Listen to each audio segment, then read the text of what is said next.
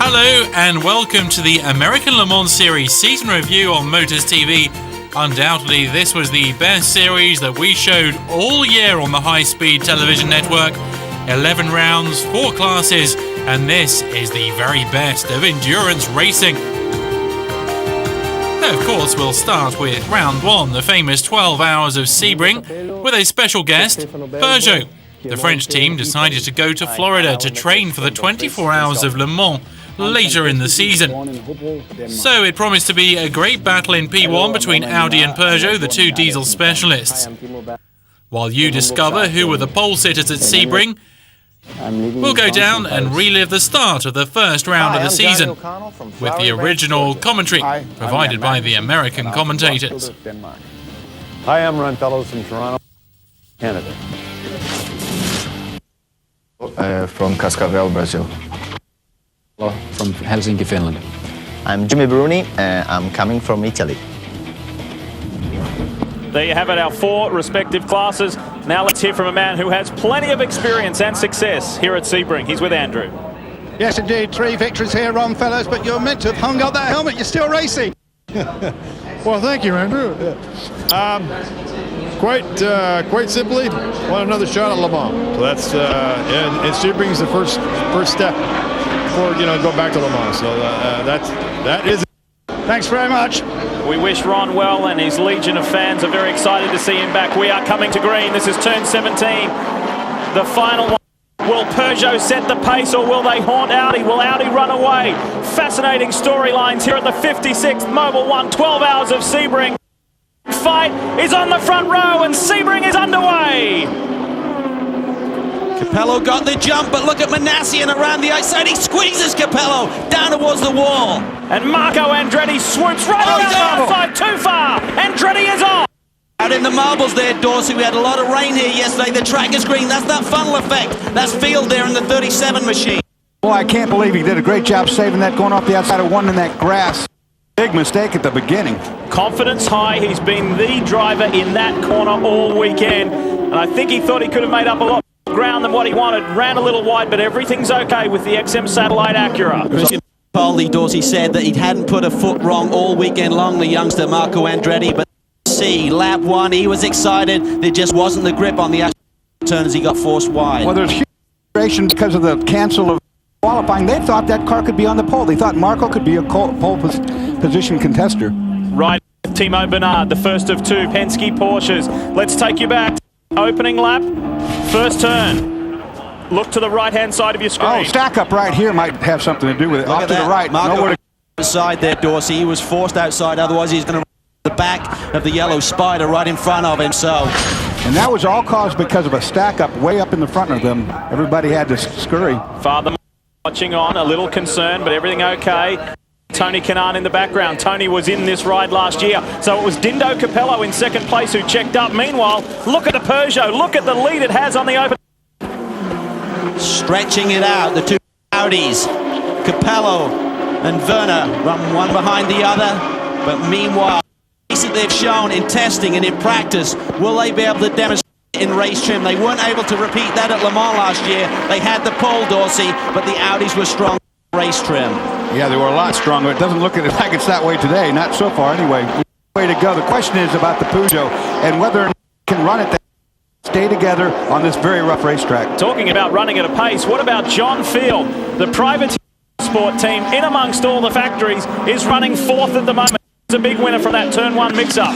Here's one of the new Porsches, the Team Horag racing team of Freddie Leinhard, Didier Tays and Jan Lammers. Great lineup. They're very excited about their new car. Here we see 2 of the Acura teams. That's David Bradman, the number 9 Patron car. And here comes Marco Andretti. Is there any damage to that car? These cars, error-wise, are really sensitive. He took a rough there, Dorsey. He's got to feel things out. You're right, Calvin. Most of the time you get these cars off the racetrack like he did at the speed he was going, and it tears the under tray in some way underneath the bottom of the car, and that is part of the downforce that these cars create. If it gets a hole in it, you lose all your effect. On the inside, Brabham looks at the Team Horag Porsche and gets there. Squeezes by the 27 of Jan Lammers. Now it's Andretti to take it about. It's Peugeot, Audi, and then the Intersport Lola. The AER of John Field. ahead of Luis Diaz in the Lowe's Fernandez Acura. That is car in P2. Jan Magnussen leads GT1 and Jamie Mello in the Risi Ferrari leads GT2. We ride with Andretti. G through here is unbelievable. The neck load that it gives you, Dorsey. You really got to be prepared for this very difficult racetrack. Yeah, this racetrack, not only the G-load you get around here, but the bumps are so bad you really get pummeled around.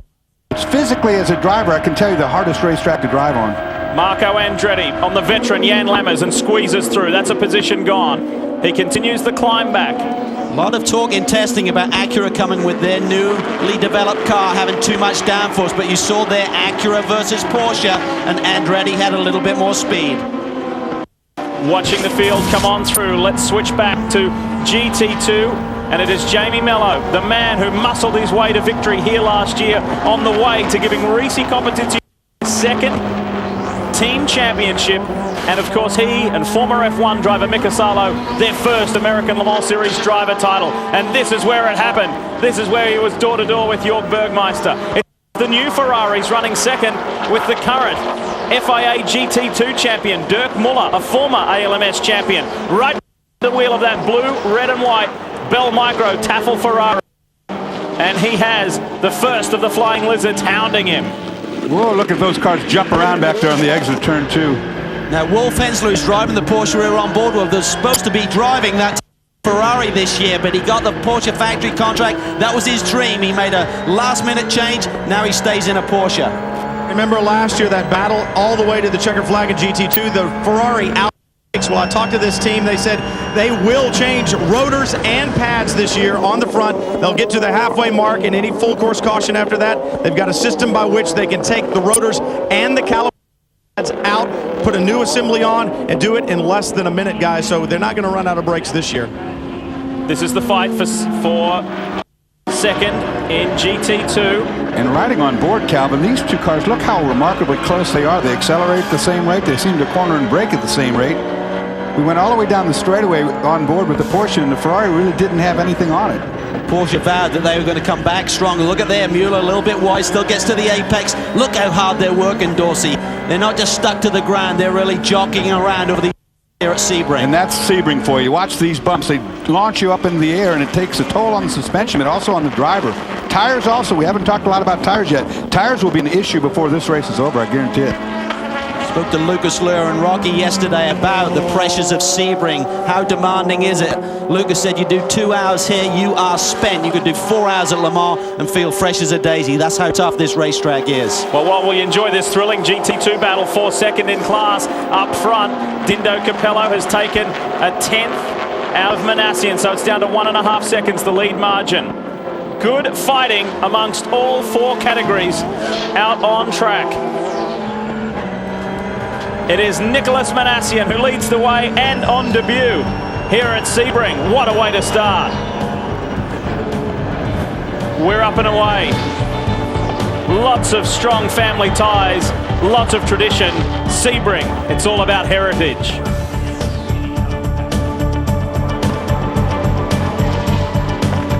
%77% humidity, chance of rain 50%. So it was so there is a very good. Yeah. That's a high chance of rain. Yeah.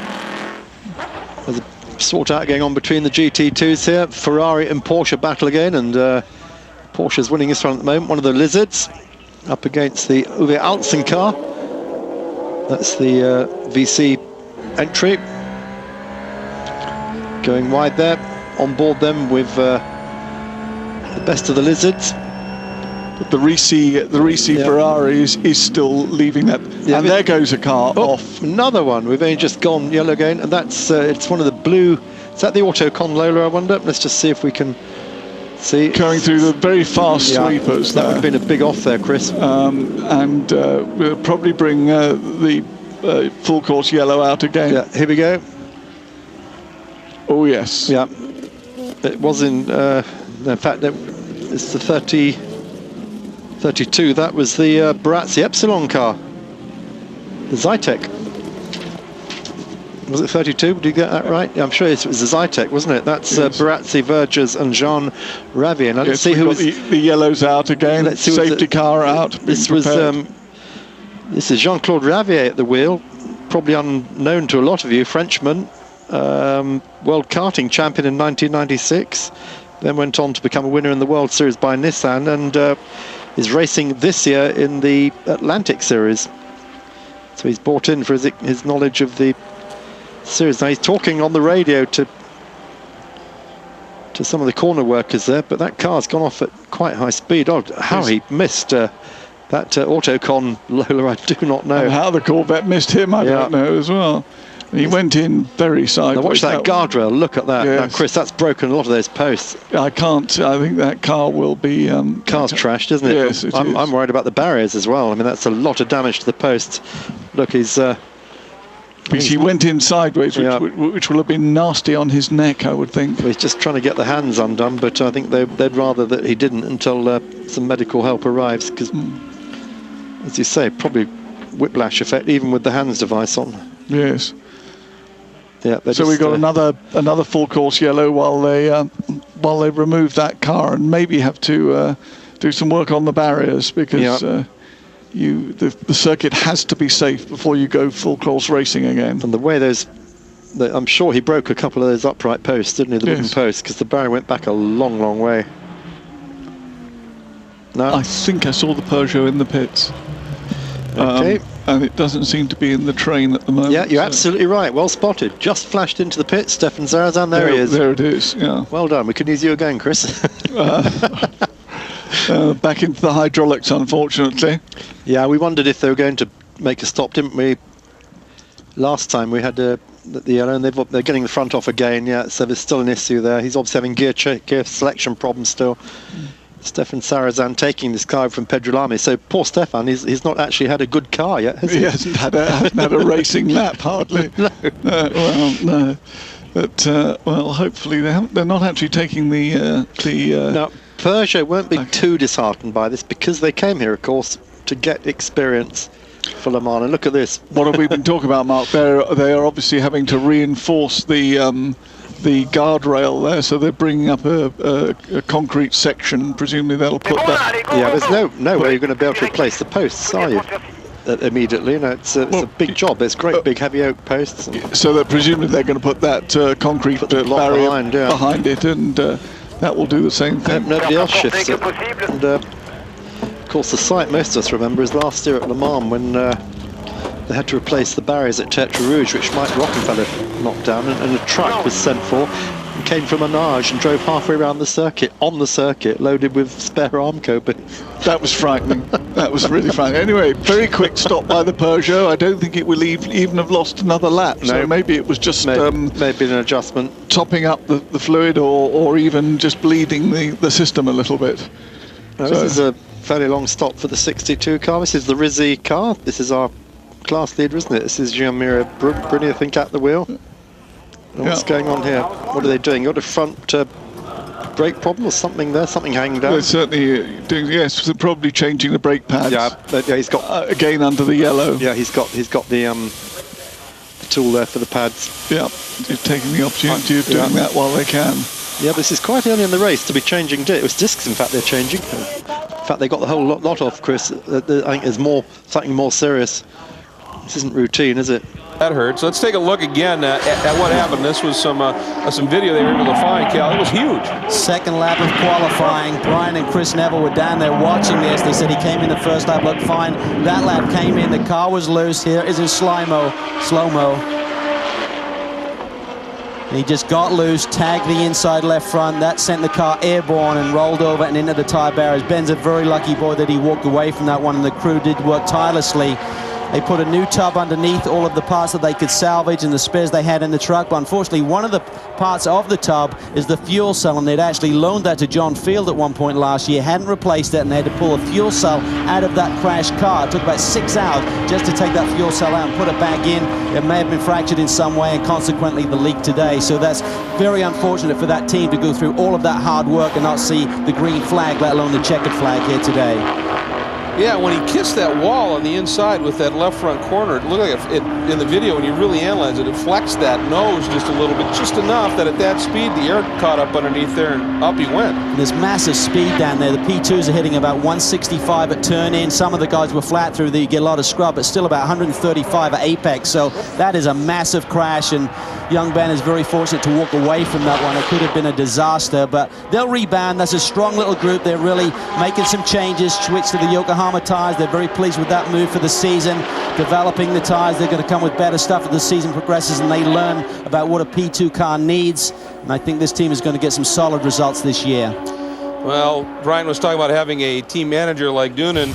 Tell you what, you want to manufacture a Mazda behind you. Their reach into motorsports and its support is just phenomenal.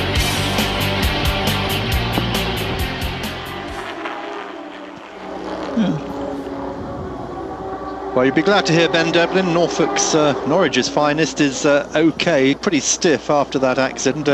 First time any of us have seen that. There were some photographs on dailysportscar.com, but I hadn't actually realised the car had flipped, actually done a sort of backward barrel roll. Frightening, Chris. Yes, as we said earlier, it's a very fast corner, that one.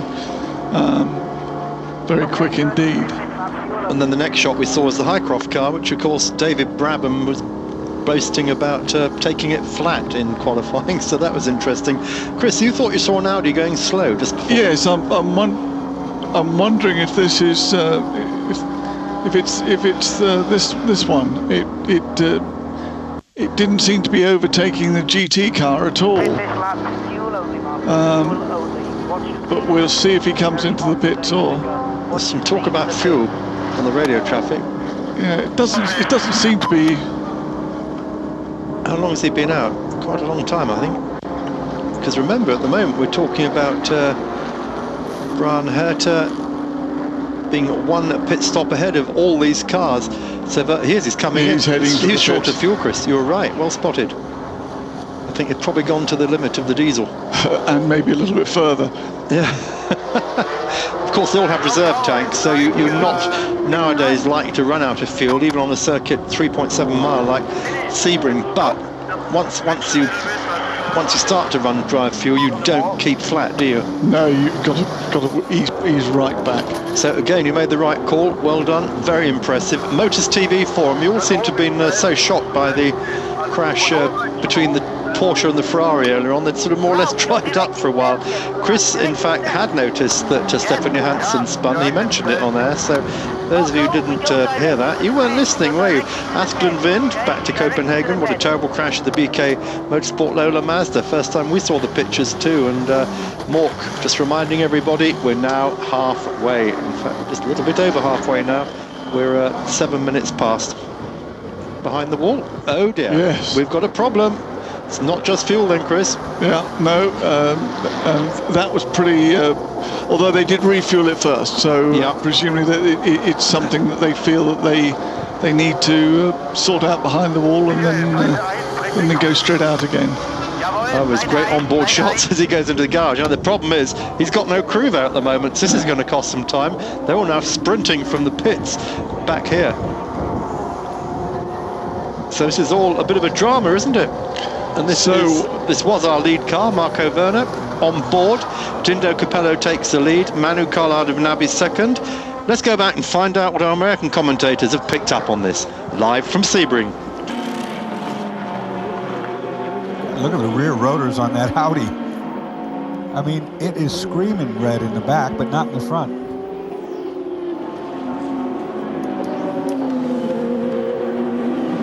Remember we asked the question at the beginning of the day, could a P2 car win overall? I don't think any of us would have thought they would lock out the podium. Well, it's hard to believe, Dorsey, that all three of the top and the diesel cars would have the sort of problems they had. You'd think one of them would have got to the finish without drama. Yeah, on this track in particular, where they have such a big advantage because of the nature of the beast, if you will. Well, P2 now has strength in numbers, too. That's true. So if Penske hadn't got the job done here tonight, Fernandez would have, or Dyson would have. Yeah. They were lined up waiting, weren't they? This time round, Romain Dumas will see the white flag. He will begin his final Sebring circuit. And there he says, one more to go for Romain Dumas. The one finger Let's go. One more time, Romain. And you, Emmanuel Collard, and Timo Bernard will be victorious. He could have slowed up that lap and made it too. He was only 16 seconds away from 12 hours when he went across. Yeah. Yes, he's just having too much fun. 15 seconds is the margin. Back to Adrian Fernandez. Butch Leitzinger still third. Christensen fourth. Guy Smith fifth. Brabham for the Patron Highcroft team is sixth. Werner seventh. Jan Lammers, despite that late spin, is eighth. Johnny O'Connell is nine, and John Field has remained in that 10th position. Mark Lee, best GT2 car, 13th behind Beretta, and Pedro Lamy in the Peugeot, still circulating very fast. You have to wonder what sort of pain Romain's had to endure with that injured leg throughout the course of this race. You know he's not going to really tell the truth when the team said, "Are you sure you're ready to do that this week?" He's going to say, "Yes, for sure," but you know, it's he's got the job done. Hats off to him. You know, when you're 100%, it's like you come off this car and you feel like somebody hit you with a baseball bat all over the place. I asked him, what about your legs moving around within the cockpit? And he said, shh. Don't talk to me about it. He's on his way home, and look at this. The team at Corvette and Johnny O'Connell's dear friend, Ron Fellows, waiting to celebrate with his long-time teammate, co-driver, and good mate. But this is the overall win. The P2 class win, but more importantly, the overall win. They've done it. Penske has finally broken the hoodoo here at Sebring with these P2 Porsches. They're victorious, not only in their class, but Penske and the Porsche wins Sebring overall. What an amazing accomplishment. And that's Romain Dumas' first Mobil 1 12-hour win. Collard and Bernard have done it before, but it is Penske's day. They win the Daytona 500. They win the Sebring 12-hour. What a start to 2008. Just as you would expect, Penske do it in style, Dorsey. Taking the class victory and winning it overall. And what a fight it was. Here comes Johnny O'Connell's 7th time as a winner. Sebring. Yeah, terrific effort. Terrific effort. Brian. Roger Penske getting congratulations down here. Roger, congratulations indeed. You become the first owner to win Daytona 500, the Indy 500, and Sebring 2 years ago when we talked at Laguna. I know you plan everything in business. Did you look this far forward? Did you see this victory coming? Well, I'll tell you, it was a great run for the boys on the 7 car. These Roger Penske getting congratulations down here. Roger, congratulations indeed. You become the first owner to win Daytona 500, the Indy 500, and Sebring 2 years ago when we talked at Laguna. I know you plan everything in business. Did you look this far forward? Did you see this victory coming? Well, I'll tell you, it was a great run for the boys on the 7 car. These drivers did a great job, and reliability again. You could see we didn't have to stop for anything, and that's how we won. So I take my hat off to Tim Cindric and all, Jeff Swartout and John Erickson. The guys have done a great job. And those 3 drivers, I mean, Manu and certainly Timo, and you know, Romain, he didn't want to get out of that car even with his bad knee. So great day for the Penske Racing team and Porsche. When you saw the 6 car with the problems early on, did you think, oh no, here we go again? Well, I felt maybe we got it out of our system. You never know, though, do you? They make it happen. But the car ran fine all day without a problem. Well, congratulations. It's Porsche's first overall win in 20 years. Congratulations, Roger. Oh, that's something. Thank you very much. Thanks, everybody. Huge accomplishment. Wonderful performance. And boy, the P2 cars have turned the American Le Mans Series on its ear here in Sebring.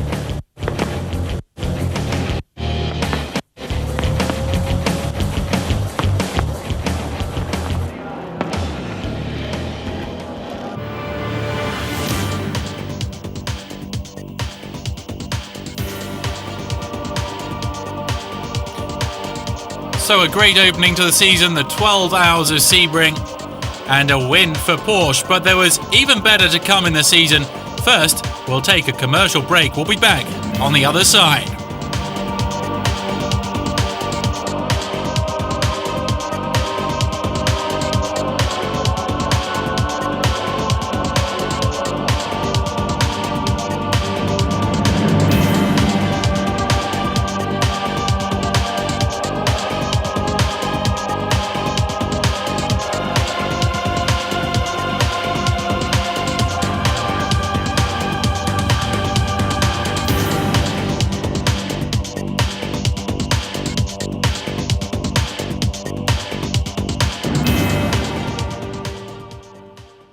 Watch for Brabham back in third in that green car.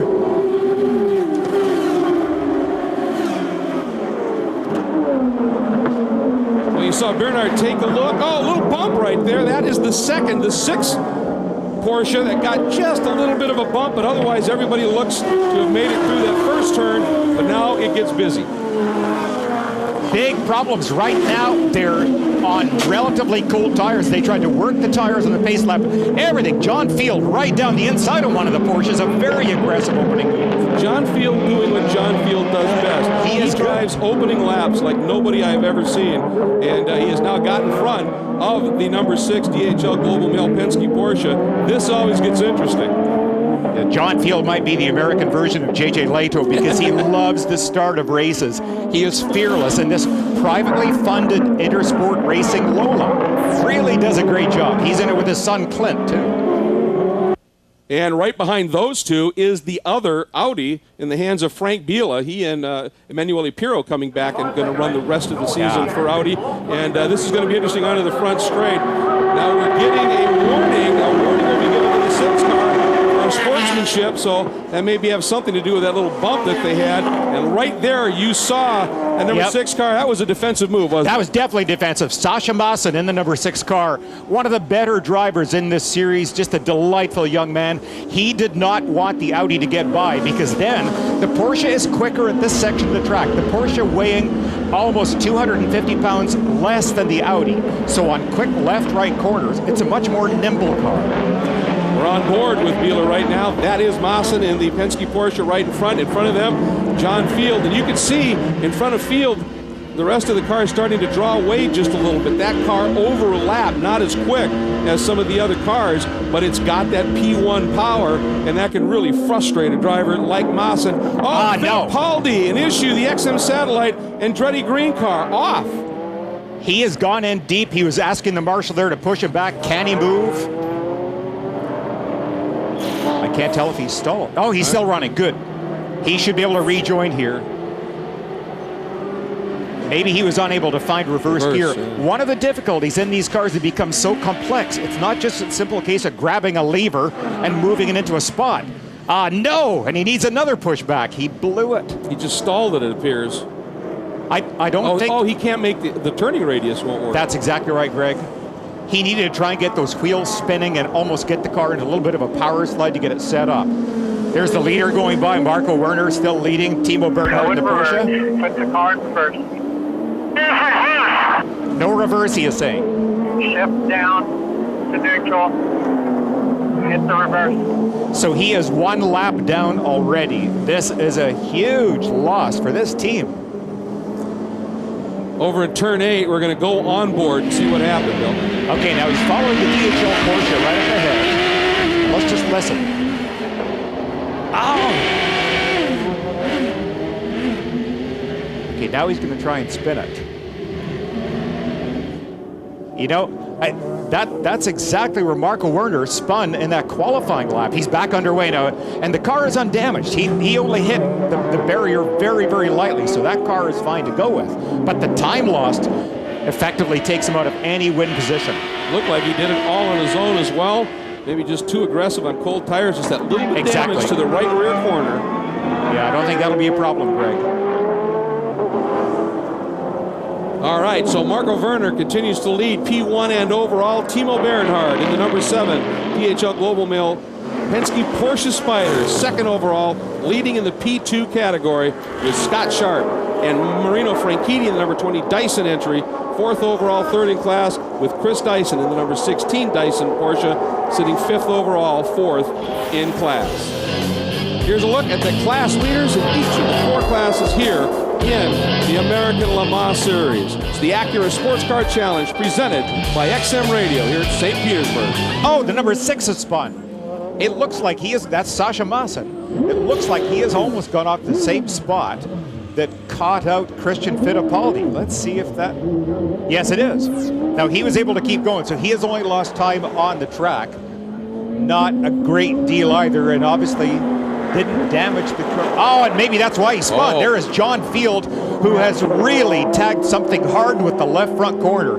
This may bring out a pace car. If that's the case with Ferrari having just made their pit stop, bad timing, and watch for people to start ducking in the pit. All right, we're in the wall hard. Coming in lap. That was John. He's telling the team, I was in the wall hard, I'm coming in. Amazing that car is even moving along like that. Stop it up here. We'll stop at the pit. Hold the car up in the air. We'll assess the damage. That's John Field now right in front of Sasha, Bill. And this is why Sasha spun, obviously.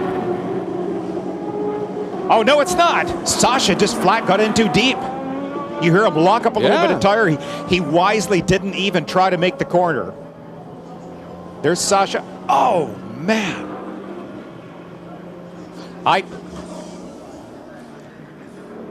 So apparently, what we're getting the report, as he's bringing those banners in with him, we're getting a report that Field had a tire going down, and that's why he couldn't make the turn, but doesn't necessarily explain why Sasha went off as well. You don't normally, at Sasha's ability and level of driving, that doesn't distract you. You drive your...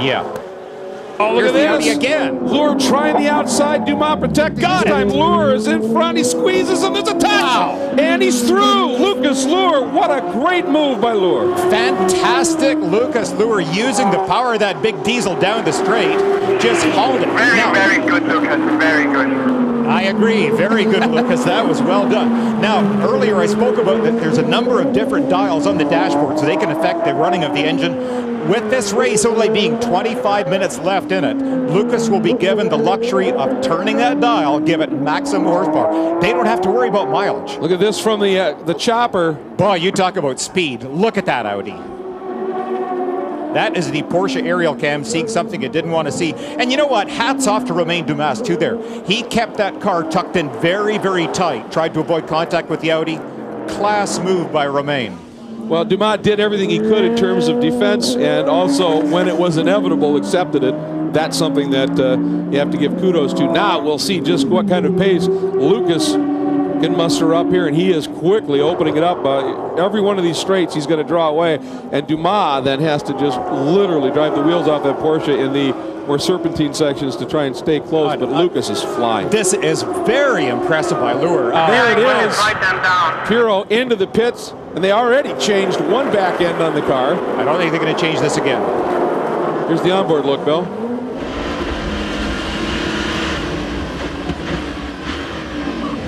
Oh, no. Oh, gee. 2 distinct hits. You know what?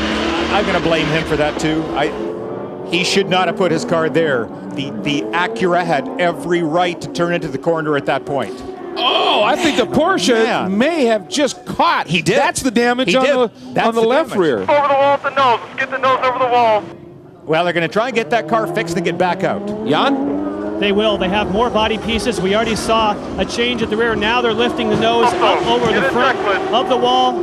Obviously, this car designed to make quick changes of large components like the nose and the rear end, but obviously, we're under green, losing a tremendous amount of time. And the question now... The support's pretty wasted on this left side. The front looks good. 3 minutes to go right now. Green flag coming out. Lucas Lure. Watch the Audi. Tucked in behind. There goes Dumas to defend. Lure pops to the outside. He knows he can do it because he's done it before. He is already by and then protects beautifully to the inside. Unbelievable power shown by that big V12 diesel. Just amazing. Lucas timed it perfectly. Romain Dumas did everything he could to try and get on the throttle very, very early. Lure continues to impress me. He's not that familiar with these cars, and he's driving them almost like Marco Werner. He's looking the same quality of speed that he is showing right now. Spectacular, and it's not often when you're leading overall and you interview the teammate in the pits and he says on the restart here, it's not looking good. That's right. That gives you an idea of just how cut and thrust this is. Strengths, different in different spots of the track, and on this one where it is huge out of that tight final turn on the front straight, boy, it played beautifully into the Audi. Well, and even the Audi team themselves were really just almost in a state of disbelief yesterday when Marco put the car on the pole. They did not expect to have that good a race here because this is more of a Porsche circuit, being tighter and only this front straight where you can really use that Audi power. And that is a great battle here as we hop on along with Pat Long. Remember, they had problems. We're down a lap. Penske pulled that strategy call to keep them out, do a change, get the lap back, then do the driver change. And he is now going for, he is sitting third in class, going for second, third overall, trying to get around David Brabham in the Patron Acura. Yeah, look at the time that's shown right above Brabham's Acura. They're 1:23 seconds left in this event. So they could be down to the last 2 laps of the race, maybe even the 1 lap.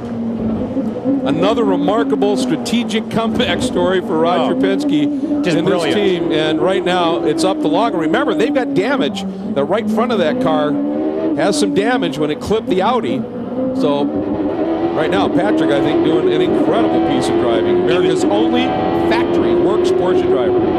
Talking to him yesterday in the pits, Patrick said he loves pressure. That's where he performs best. He said, I like to be forced into situations. How much pressure is he under right here? Same thing to Lucas Luhr. Just think of the pressure he's under. His teammate sets the pole, brand new track record, and Lucas will only have 1 lap left. This should be it. On the clock, 35 seconds. Final lap. So this is the last lap. There's the crew exhorting him on. Meanwhile, Long, here he goes, looks to the inside. No, can't do that. Grabs covered, 1 move. Classy driving by both these fellows. David Brabham, enormously experienced in this kind of car. Back in the original days of the ALMS series when he was driving their front-engine Panos Roadster. Well, and Brab's he ran a little wide there. He's feeling the heat. At Houston last year, he put this car on the overall pole in the older chassis. And right now, look at Long, inside, out looking for any possible way by. And here we go down the long blast, down the back straight, along the bay. This is Bayfront Drive. Well, these cars beautifully matched. You see there is give or take either under acceleration or braking. They're both the same weight, both similar horsepower. It's a debris flag, not a yellow, so they can pass. Meanwhile, last turn, Luhr comes out. You can see how close Dumas is, but now the torque and horsepower of that Audi. Luhr drives to the wall. He has done it. Audi wins overall at St. Pete for the 2nd straight year. Penske Porsche wins P2. David Brabham ends up 2nd in class, 3rd overall. A great drive by them as well. And we will come back and sort things out. But what a lap. Lucas and the team are going to enjoy this one. Lucas Luhr still has... Ready. Green.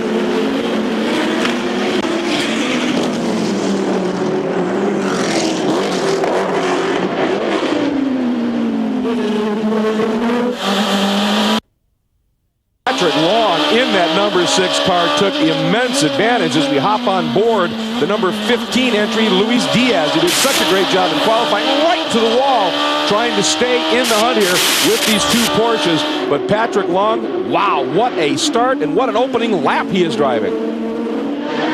Very, very smooth. Patrick really has a lot to prove here. He came away from St. Pete's not having the best of races. Contact with a number of cars and in fact got talked to by the American Le Mans organizer. So he really... His crew is saying it all. They want him to be nice and smooth. Get into a rhythm and just be as comfortably quick as you can. Don't stretch the car. Don't risk it. And for at least 6 or 7 laps, he'll be able to do that. But by that length of time, they will already be at the back of the pack and they'll start lapping. This is where the advantage will then shift to the Audi, the big torque car. Well, Jan had mentioned that it was that car on the outside of the front row, the Acura, that maybe was going to be the player in terms of the Porsche battle. Really, really good intelligent driving right there by all the people involved. They're going to try and use the relative strengths of the car. The last time we watched up at the hairpin, Hensler almost bumped the back of the Ferrari. So I think the Porsche might be getting through the hairpin fractionally better. He couldn't take advantage of it that time, but here he's back far enough that he, oh, and another big lock up there. Number 46 car, that right front brake, showing how deep he's going into the corner by Pilet. He's trying. Now watch this as they go through. See if the Porsche can get a run off the corner. Now, nail it now. Hard down.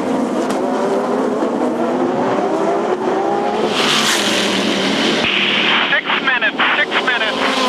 These cars are beautifully matched down the straight.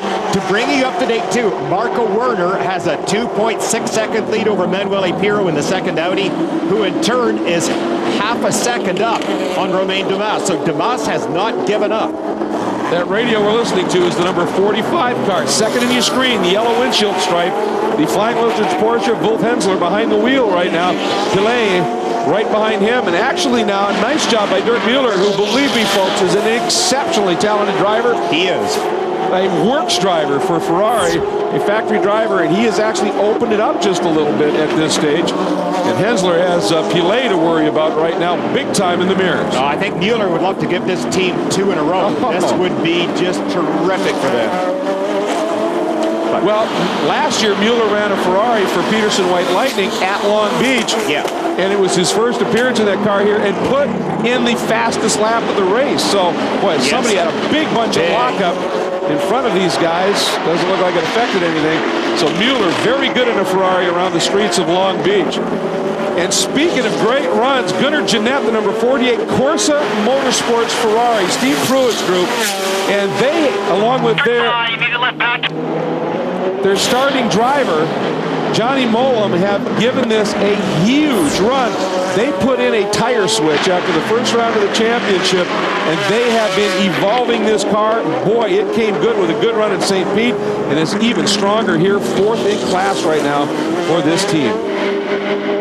They're coming up. The Audi in the background. There's Marco Werner coming out of the straight. There's the second Audi. That's 1 and 2. Look at how tight that battle is back there. Romain Dumas, David Brabham, and the Acura right behind him. And these groups are coming up on the yellow and black Corvette from LG Motorsports, the GT2 Corvette that is in a development program here. The Bob Riley design chassis of Lou Gelati and Doug Peterson. Oh, man. Tough come place on. to catch him. Yeah, he needs to get out of the way.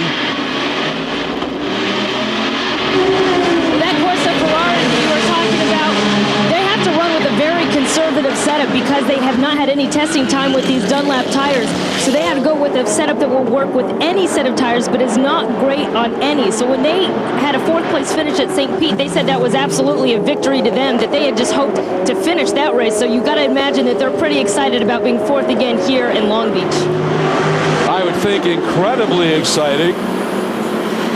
Now, while we were watching that great GT2 battle, there's some interesting things going on in the P2 category. Watch this, Bill. Tight quarters action. Oh, man, it's not getting much tighter than it. That is about as tight as you want to go. Just barely taking advantage down the inside.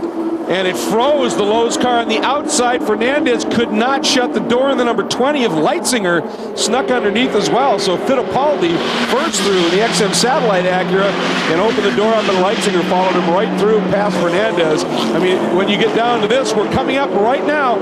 3 minutes left in this one. Werner has 2.1 seconds over Pirro, who's got 1.5 back to Dumas in this battle for P1, P2, and the overall. Yeah, just a remarkable job one more time by this Audi crew. They have done a phenomenal job on car setup. Both drivers able to really throw these big Audis around the track using all the horsepower. In the background, look at how tight that battle is getting. You're looking at Romain Dumas right ahead of Brabham, and then Sasha Maassen. Suddenly he is not totally out of the picture, and in fact is running laps as fast as they are. Also, we got word the number 45 car was asked to let 46 by. They would like to give Pilet a shot at running down that Ferrari. Speaking of shot, Brabham taking a big run here. Oh, and he got almost squeezed to the wall there by Dumas, and that was a bob and weave.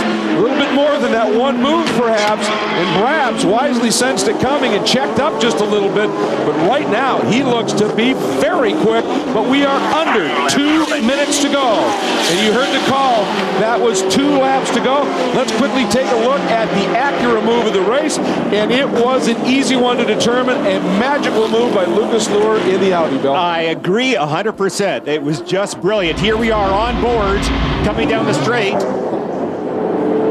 weaving his way through the Porsches. That was your Acura move of the race, and it paid off big time as Werner was able to sneak through those Porsches, pick up the overall lead, and he has held it up until now. 1 minute and 20 to go. He's in some traffic, but he's got some traffic splitting he and Pirro sort of acting as a buffer back to Dumas. Oh, boy, look at Pirro, too, just trying to dart and weave through this traffic. Again, these guys are so smart. They're and so Brabham got by. Brabham did. Brabham has now picked up the lead in P2 and 3rd overall in this one. And if this were to hold, it would be this team's best finish ever, a win in P2 on the heels of their previous best finish at St. Pete 2 weeks ago. Here it is, Bill. You're on board the Acura. Just listen to this. Little wiggle off the corner. Look at David, going to slot down the inside, tries to move over on a block, and he doesn't. They tinked. They did. A winglet came off, I think, of that Acura, but I think Brabs had said, this is my one shot, enough's enough, I'm going through, and we have just begun our final lap. Yeah, he made the right decision at that point. You know there might be contact. The Acura, not as strong a car as the Porsche. Those pieces will come off a lot easier than they will on the Porsche, but the proper gamble to take. There is Werner on his final lap. Pirro as his wingman right now, essentially. And Brabham behind, you can see, has opened it up just a little bit over Dumas. And in fact, Mawson is closing in on Dumas on this one as well after having dropped back just a little bit. What a story for Brabham, Hycroft Racing, and the Acura program here to get the win. And boy, that car right there. Yeah. Smoking badly coming out. And they are coming up on the GT2 battle. And it is still the 71 Table Ferrari in front of the 2 Lizard entries as they turn in. There is Werner. He is coming up. And he's got to be so cautious at this point because he's got to be aware that battle is so tight at GT2. They probably won't be watching the mirrors very closely. I think he did the wise thing. He left that through. Werner has won it. Good job. Marco Werner. Look at Lucas. Luhr, 2 in a row for Audi. We are on board with Dirk Mueller. This is the 71 Bell Michael Ferrari. And because Werner did not pass them, they have to run one more lap. Look at Hensler right behind him, the yellow windshield stripe. Pilet in the orange windshield stripe. The blanket over these 3. Last lap, the battle for GT2. And guess what? One of the most storied rivalries in the history of sports car racing. Ferrari and Porsche always did alive in GT2 in the American Le Mans Series. Yeah, and I think you may see a gamble move on this lap. They have very little to lose at this point. Take a shot at it. See what happens here. This is the last time down to the end of the long back straight into turn 9. Mueller defends a little bit. A dissuading line in. Now, what happens? Look at the Porsche. He's looking at it. Couldn't do it there. Does he straight line dive to the apex in the hairpin?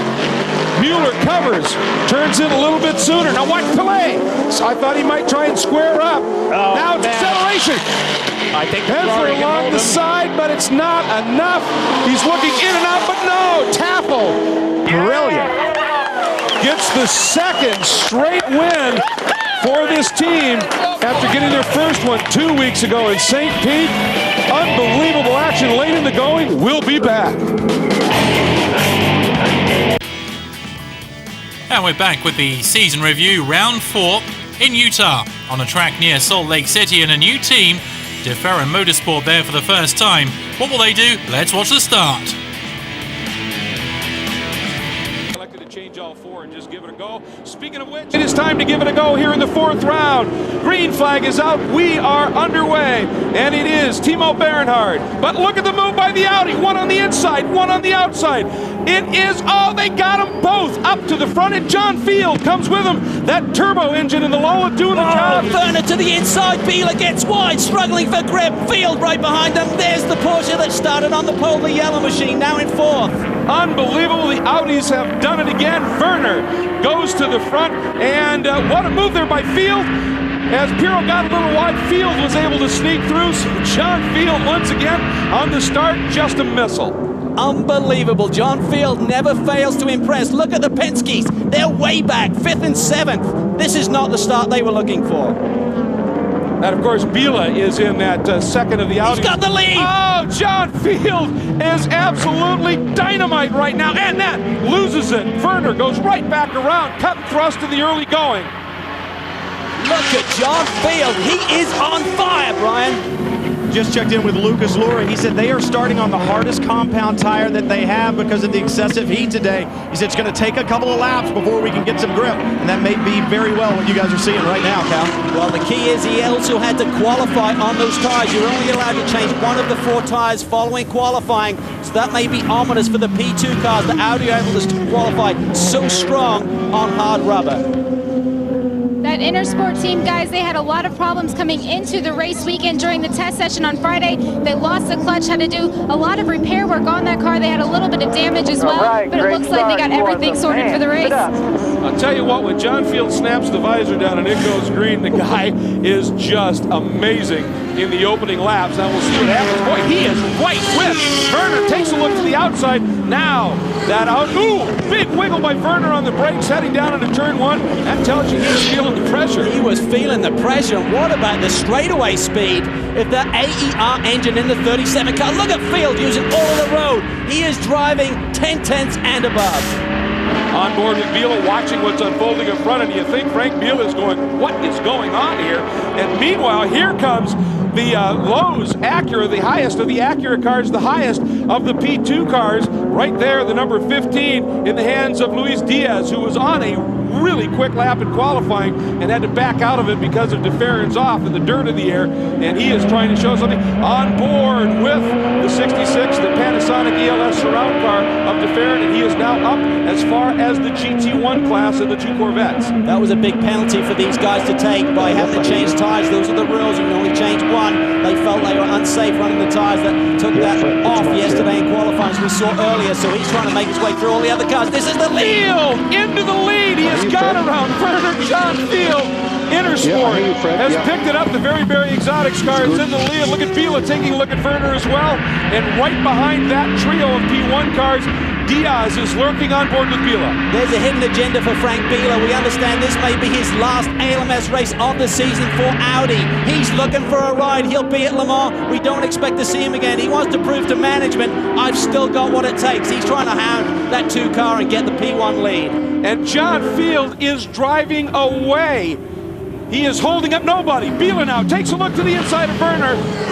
Not going to happen there, and obviously not going to risk anything, so he just tucks back in behind. But it is Field opening the margin up. Then the 2 Audis, then a gap to Diaz, then the first of the Penske cars, 5th overall. Timo Bernhard has got to be blinking his eyes, wondering what has happened. There's been a big change in the force. There has, but the key with Timo is he's a big picture player. He can look and see. Do not panic. There's only one P2 car ahead of me. Yes, I started from the point. He's no longer there. But John Field, whatever restrictor was in the AER, I think the mechanics forgot to put it in this morning, because he is flying. Just incredible, these opening laps. There you see Field, the first car.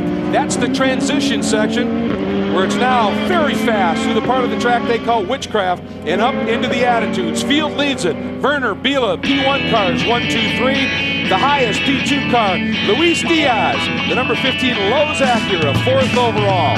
Then Beretta and Hensler, GT1 and GT2 leaders, respectively. On board with Pagenaud, tight right-hander. See Lure, he's a little bit wide. He's out on the gray stuff, doesn't have the grip.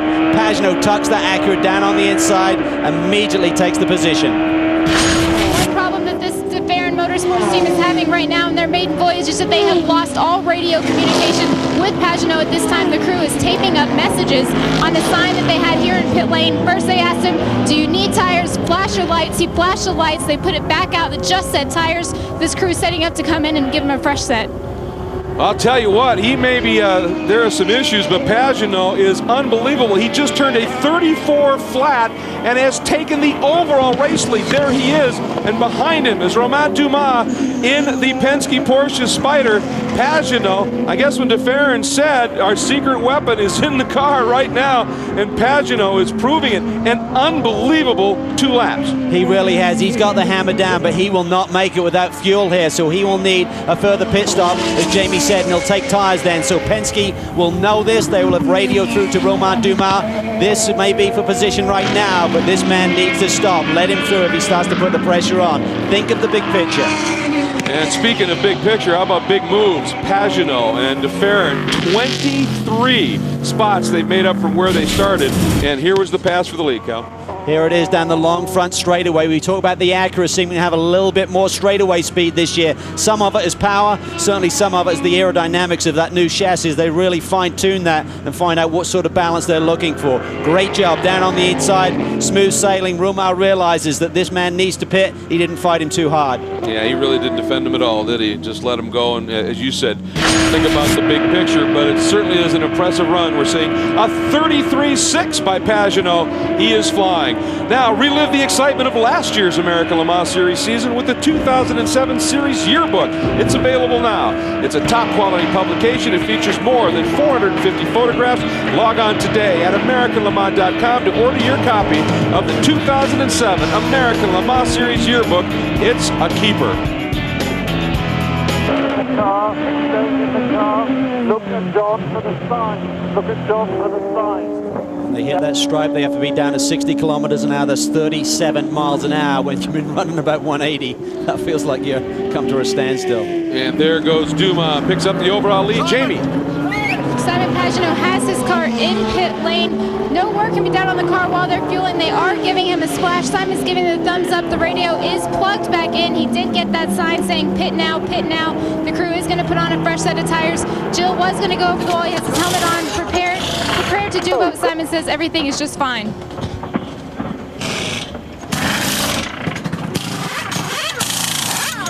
They decided to do tires, I guess. If you're going to do it, throw the tires on and give yourself the best grip you can and hope, huh?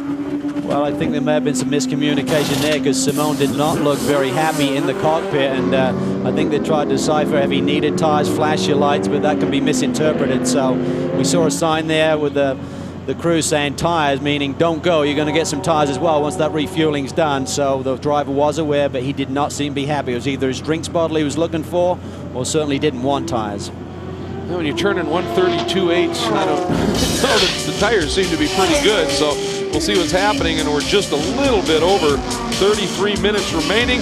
Dumas back in front, Lure leads in P1, but we anticipate a stop from him. Magnussen leading in GT1, and Bergmeister well clear in GT2.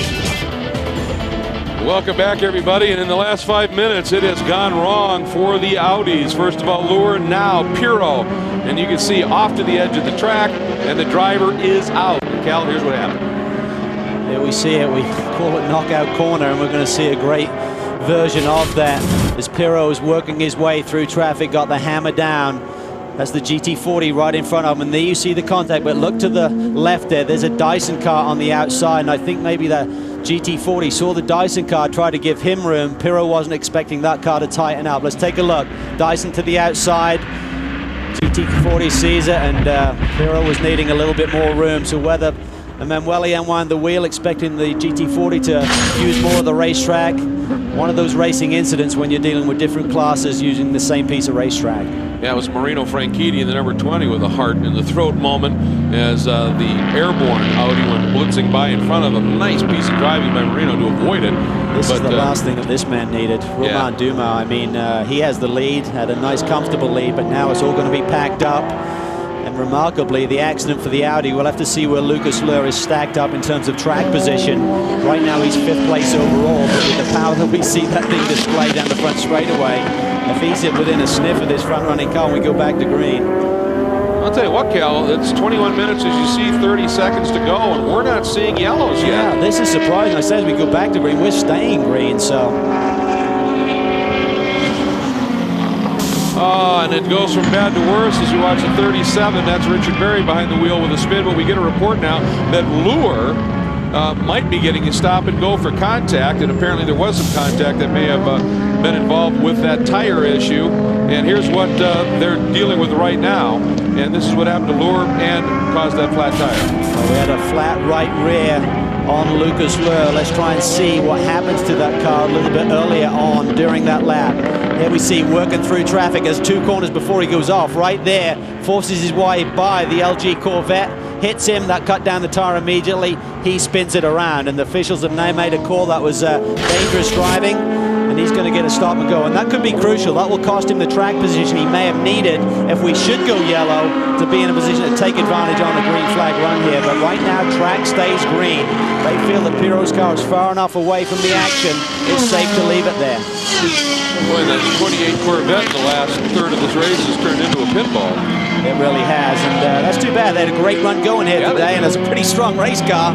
They take a lot of hits, and they're still out there. That's the key with Timo Bernhard. He does not panic.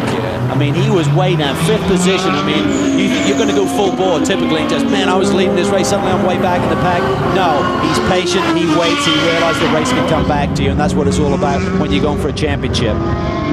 And boy, they have backed it off quite a bit here, running now in the 140s. Dumont knows that they've got a lot of time. And that's the thing, you know, you had Timo in the car. He's obviously very quick, put it on the overall pole, you know, got back a little bit, didn't panic. When they turned the car over to Romain, it was in mint shape. And 2, you turned it over to another very fast driver. Go ahead, what you need to do. And he did the right thing. He realized that Simon Pagenaud was quicker at that point in the race than the pace he wanted to run. Just let him go. So he didn't fight it for position, didn't damage any bodywork. They just wanted that next victory. When you won 8 in a row and you lose one, that's a bad streak for those guys. Oh, it certainly is. You know, as I said, frustration a little bit, but that's going to be erased here as he's working his way around. And it looks as though we're going to end up, the top 6 cars are going to be from the P2 category here at Miller Motorsports Park. Here he comes. And look at that, slowing down and enjoying the celebration under the flag. Nicely done by Penske once again. A great job by the team and by the drivers. Executed beautifully. And of course, we're going to be visiting with the winners of each of the classes when we come back here to Miller Motorsports Park. Dumas, P2 and overall, there are the winners in each of the classes, and we're going to come find them when we come back.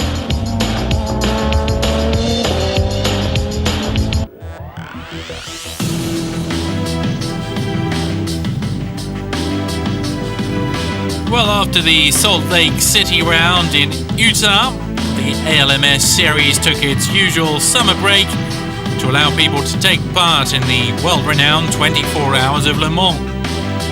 Salt Lake City was in May, and round 5 in Lime Rock will be in July. So let's go to the shortest track of the season and straight into the race, with an hour and 45 minutes remaining of our original live coverage.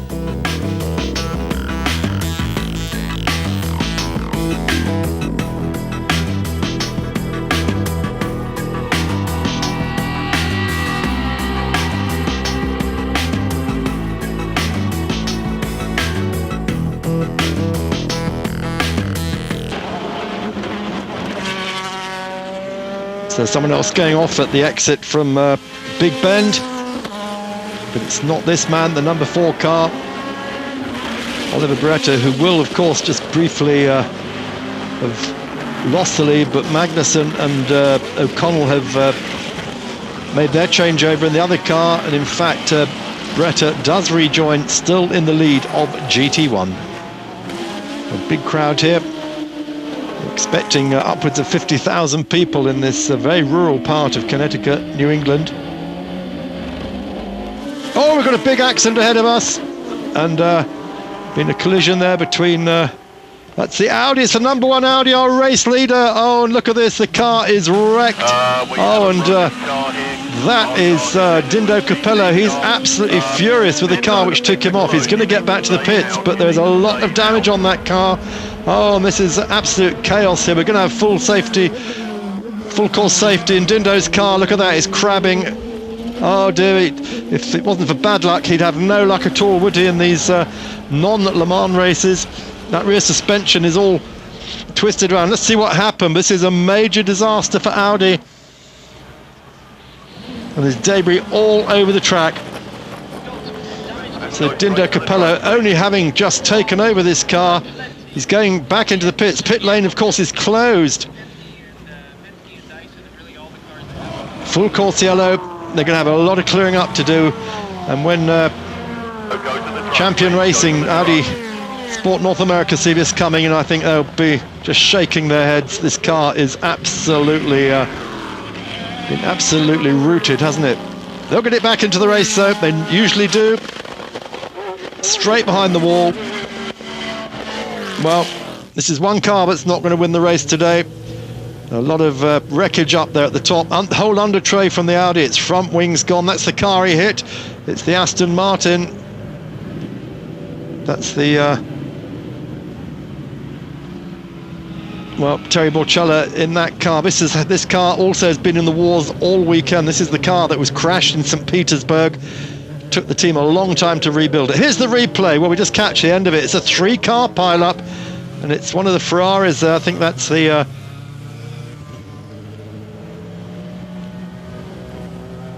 well, Capello's not at all happy with Borchella. It wasn't Borchella's fault that. Borchella got hit from behind.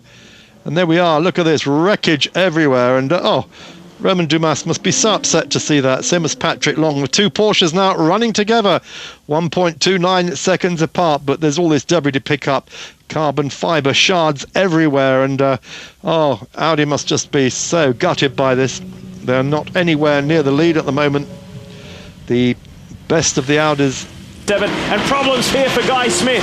He was involved in a fierce battle with David Brabham in the Patron Highcroft Acura. What has gone down here? Saw debris over there, Calvin, before where this car's sitting, so you know that there's been contact somewhere with another car. So tough, and there you would assume is the contact, the 44 car, Darren Law.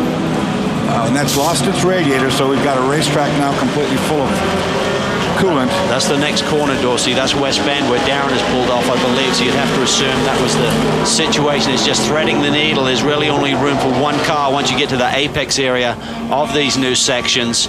And look at the debris scattered. What a disappointment for Guy Smith. Things looking good. Right in the thick of this battle. Podium finish, a definite possibility here today. Butch Like a Singer still runs second. There he is.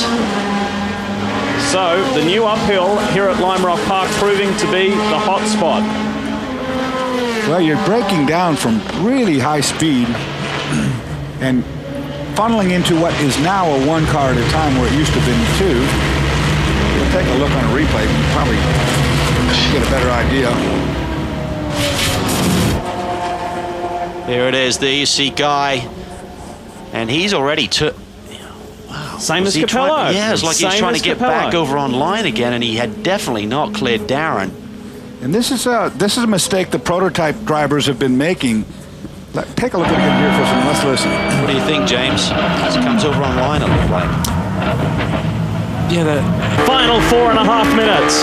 Can Bernard hang on?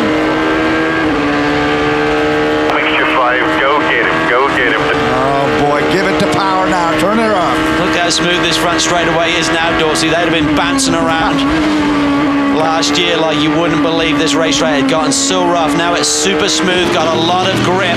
But again, data. These teams do not have a lot of data. How's the car going to respond late in the going here? And hats off to the guys that laid this page and Skip Barber. It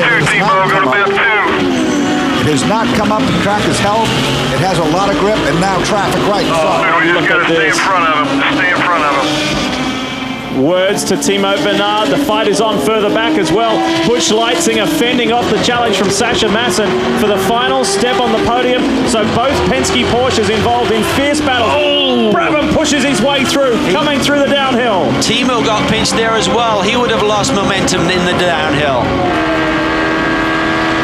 Dorsa, the teams radioing these cars and saying, look, the leaders are coming through. Give way to them. Oh, and the 20s in the channel. Butch Leitzinger's had a moment here and could, if he doesn't get going, bring out a caution. We don't want that. 3 minutes to go. See the dust off to the outside. If he got forced wide, he would have understeered straight in there. Did Sasha Masson force the issue? Meanwhile, up front, the other Penske Porsche. Timo Bernhard continues to lap. Brabham's in traffic again.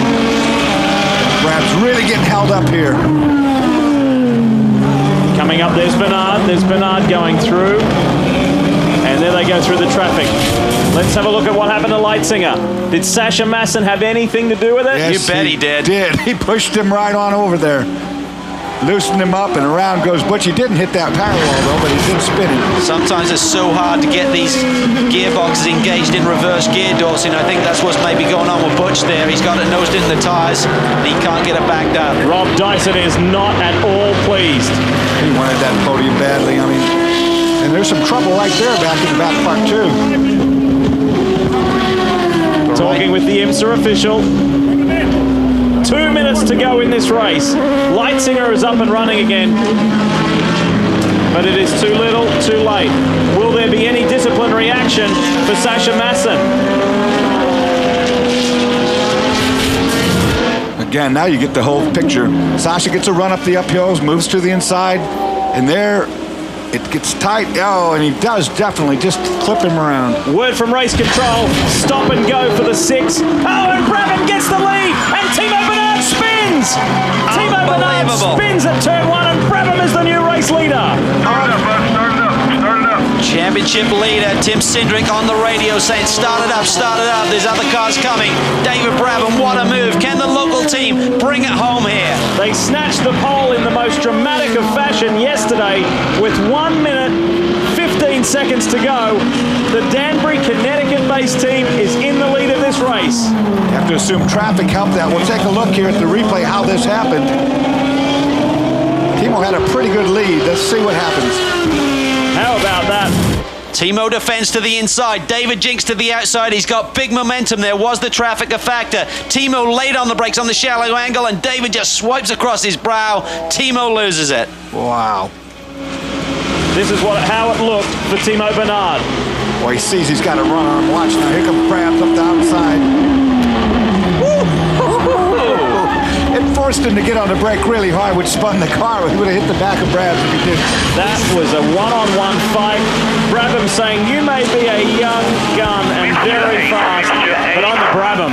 Remember what he said in his pre-race interview. He said, I have a very clear mind about what my objective is. He did it in qualifying. He's doing it in the race. Masson serving his penalty. The stop and go for collision, unavoidable collision. But what about this? He has got 1 to go for David Brabham. This is incredible. Just incredible. We're on the yellow short shifting. If he only could have slowed up 3 seconds, he would have got the checker. Now he's on the top leanest mixture he's got. He could run out of fuel. Remember, he's got a little bit more fuel though, Dorsey. He stopped a little bit later. He did that second stop under caution. That could be the cushion he needs. It's Long Beach all over again. Not quite as dramatic, but almost. So run it like under caution. Just don't use fuel. Heck off, David. David, you gotta go. We gotta save fuel, David. We have to save fuel.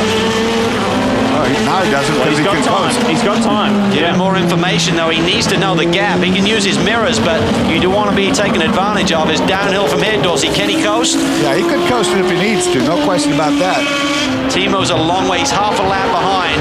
That was the panic from the crew. You don't need to push. You got a big lead. Just bring it home. He's going to be okay. The checkered flies. The Patron Handcraft team to win. Pole position. Victory. Duncan Dayton. Second win of the year. This championship is anything but over. Don't hit Penske yet.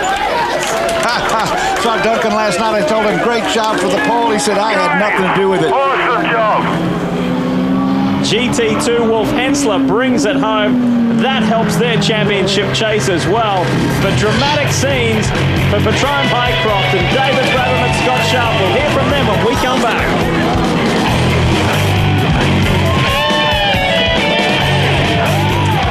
Our NBC Sports coverage of the American Le Mans Series continues. We're at Mid-Ohio Sports Car Course for the Acura Sports Car Challenge. We are under caution. Most of the field has been on and off of pit road, but there was an incident on pit road just a few moments ago. It involved the 66 car of Simon Pagenaud. This is Gilles de Ferran Motorsports, Wally. Yeah, watch the fuel hose. Now, see, it looks like everybody from behind that the hose was clear. So they told the car to go. Well, the hose was not clear when the car went. It just ripped the hose from the tank. Obviously, it spilled fuel everywhere. The emergency personnel were on the scene in a hurry. Marty Snyder is down there now. And Bill, we're catching up with Gilles de Ferran, who has been consoling his team members here. What happened from your perspective? You were awfully close. Yeah, I mean, there was we had some difficulty unplugging, and it was like in a split second, everything was on fire. So it's an unfortunate situation, you know. I mean, it's you know, one of our guys has a few burns, and they're taking him to the hospital now. But the first indication is that he's fine, and he just has a few burns. So it's a tough race for us. Obviously, we're doing very well. You know, Simon was doing a great job in the car there, but you know, obviously that's not as important, or nowhere near as important now. You know, now our thoughts are with Jonesy, the guy who was in the incident. And that is very secondary indeed. Gilles going to head to the hospital here with a couple of other team members as we speak. Bill. All right, Marty, thanks a lot. And we can tell you that injured crew member was put on a stretcher. The emergency technicians were there very quickly. He did appear to be sitting upright and looked like he gave a wave to the team as it was loaded into the ambulance. That is the most frightening element in any form of racing, fire. But I'll tell you what, those fire guys were all over it. Those extinguishers were on that guy when he was on the ground within a couple of seconds, and boy, that is refreshing to see. And that's why everybody wears a fire suit down there on pit road as well. We continue under caution. The cleanup continues on pit road. Take a look at the P2 leaders here at Mid-Ohio. Getting ready to go back to green here at Mid-Ohio. But there has been plenty of action under this rather lengthy caution period. And we said no mercy among the Corvette teams, right? You did say that, Bill. Here are both teams on pit road under this caution. First, the fueling. Drivers making a change. O'Connell in, Beretta in. Have to wait to put on the tires. Now, these are the only two cars in class, but they are teammates, and they say they race each other harder than they would race their worst enemy. And it's hard to believe sometimes when there's only two cars in this class, but watch this. This is coming off of pit road. Look at that. That is spectacular. And, you know, O'Connell's in a 3-car. And it's not quite over yet. Let's check with Calvin. Doug, I think that moment says it all about the competitive spirit between the 3 and the 4 team. Yeah, you know, it really makes you wonder why you need more than 2 cars in any given category. I think it really is a testament to how close these cars are, not only competing on the racetrack, but in the pit lane and leaving the pit lane. It was pretty exciting for everybody, I think. I know you've been doing interviews here for the last couple of minutes. I'm not sure if you're aware. We understand there may be a penalty to both cars, so there's a certain irony. They may have ran a red flag down there at the end. Oh, they both ran the red flag. The question becomes now as to which one gets to serve the penalty first, because that, in fact, will be the car that comes out leading. So the officials are trying to figure out who left pit lane first. I couldn't tell you because I couldn't see the line from up on my tower. It was too smoky. Good stuff, man. It was fun, man. Being told it to be a 2-minute and 40-second penalty. And I'll tell you what, I don't know who's going to come out ahead, but Johnny O'Connell wants to get by that car really bad. There's one mad guy, no Johnny. But wait, there's more from pit road. Take a look at this. 62 and the 87 car. They seem to play a little bit nicer. Yeah, so far. Until I said. But the 62 is going to have to come and serve a stop-and-go penalty. For the vent hose, leaving before the vent hose was disconnected. We go back to green. And Pirro does not waste any time getting by that Penske of Dumas. Fernandez there in the 15 car. We haven't really talked about him much today. Oh, and he's getting shoved a little bit by the 6 car of Long. We can tell you the race-leading number 2 Audi did not take tires when they stopped. Fernandez down on the inside. Taking a look at David Brabham. Oh, I don't know if that'll work. Wow, Brabham's going to lose 2 spots here. Mika Salo, after serving his penalty, back out on the racetrack.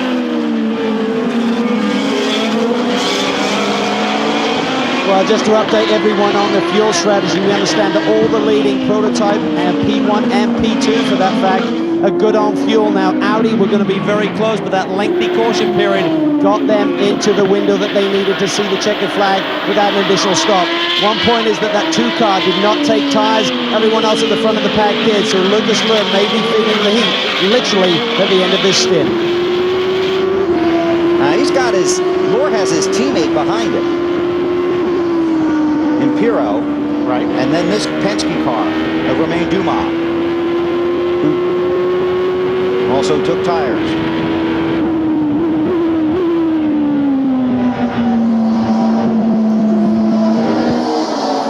And here come the boys that did not play nicely with each other. They're going to serve the penalty together. Now, you know what that means? They're going to leave pit road together.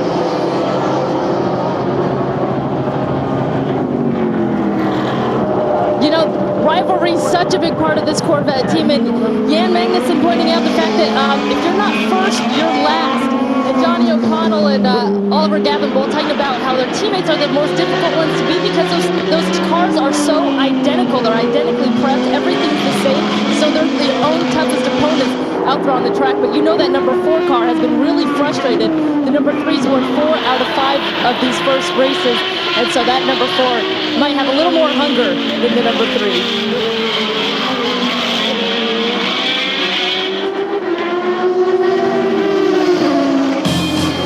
There's the battle for second. Check out AmericanLeMans.com and all of its new video homepage featuring the most comprehensive coverage in series history, both on and off the racetrack. That's www.AmericanLeMans.com. There are the class leaders. Not a lot of time left in this race. See what happens. We're back at the Mid-Ohio Sports Car Course. And there are a couple Corvettes back out on the track. There they are. After serving a couple of penalties each for a little rubbing is racing off a pit road. Could not have crossed the line. Race officials felt that way. We'll see how these two play out the final portion of this race. Now, this has been a really good race up here in P2. Porsche's trying to hold off that Patron car. You watching this, Calvin? I'm watching that, and so is Roger Penske. Roger, you're feeling the heat from behind. David Brabham, they have momentum. They have a lot of speed this weekend again. Well, they've been real tough. I think David's a great driver. It's a good team, and the actors obviously are here not for fun. They're here for business. And, you know, we got to stay in our pace here. I think Dumas and Penton's done a great job getting by both those cars. So we'll see what happens the last 10 laps. That was putting the pressure on Romain just a few laps ago, but Romain's leading the championship. You're heading up the 6-car here today, so a tough decision for you? Well, of course, you know, Dumas is our number 1 car because of the points and the chances. If there's no reason to get into a mess like those Corvettes. Exactly. 2 yellow cars, taking a different strategy, boys. And it's going to come down to, as you almost saw right there, it's going to come down to how these guys play traffic. I mean, and you're at the point of the race where you've got to start taking a little bit more chance, especially when you're racing for position. You only got 14 minutes left in this race. Time by 12, good work. And you've got to be, you know, you've got to make the moves, but you've got to also time it right. If you get yourself in a position where you get past a GT car or a slower P car, and it hangs you out, believe me, David Brabham's going to be there ready to pounce. And some of these Penske cars, they've been flashing their lights from about 3 miles back trying to get everybody's attention that they're coming.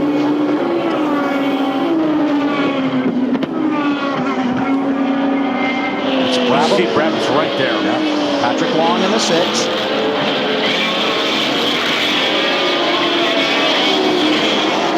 Seven really has left this battle. You've got 14 minutes to pull it off. 14 minutes. Go get him. Encouragement from the pits. Oh, see that? There's a classic example of, and there it is, right there. A slower car made the difference on who's going to wind up in front of the other car after that next corner. David, now set sail after the next one. And now Go let's get see that if next one. Go get him, buddy. Brabham can catch the 7. Got around the 6. Now set sail for the leader in P2. And here's exactly what you're talking about. Yeah, Patrick Long went, he was going to go to the left. The Ford GT went to the left. So then Brabham went to the right, and there wasn't much room in between Brabham and that Ford GT. But he also put him in a position of being in the right spot for this right-hander, which is on the inside. Patrick Long really had nothing he could do. He had to give it away. Okay, David, you might have 5 laps, probably 4 laps. Go get him. That's the call from pit road with the encouragement at the end, and here comes that traffic. Has to make all the right decisions, because what you say, know what, in this race? No mistakes. No mistakes. Just going to have to pick his traffic. You see him flashing the lights, letting these car knows that he's coming, and he's going to catch him in a tough part of the racetrack. This is GT2. 45 in the 87 car. Warner is trying to get by Bergmeister so bad for 3rd place. Oh, here we go. Oh! Brabham makes that mistake. And that right there could have cost him the victory. Wow. Look at Dumas pull away. Okay, David, nice save. Now get back with him. Get back with him. He still has enough time. And don't forget, all you got to do is catch a car in the wrong spot.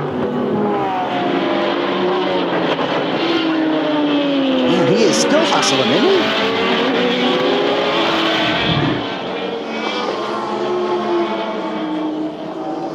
He went in there pretty deep. He got on the brakes, but I think he was carrying way too much speed in order to pull that off. But he made a nifty save, didn't he? Great save. Got it back under control. And it, fairly slow place at the racetrack on the race course, so he got away with it without looping it all the way around. Dumas flashing the headlights. I'm coming through. I'm in a hurry, and so's the guy behind me. Again, Dumas going to catch these guys really not in the best place. Just going to help Brabham. Left-hander, then down this hill. On right-hander. Now then. Well, Scott Sharp watches his teammate David Brabham. This is showtime for Brabham. He's done it in the last 5 minutes a couple of times this year. How about today, Scott? A bit like deja vu from last week. I think we had the same conversation, but the whole Patron Highcroft team's done a great job all weekend. Dave's trying the wheels off it right now, chasing down Penske again, so he's pushing pretty hard.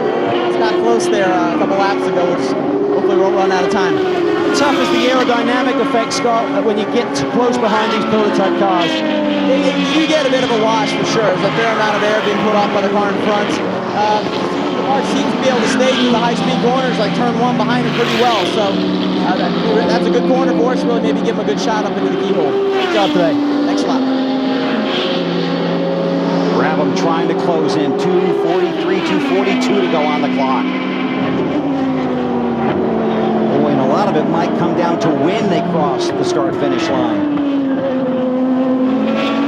See if Brabham gets an extra lap.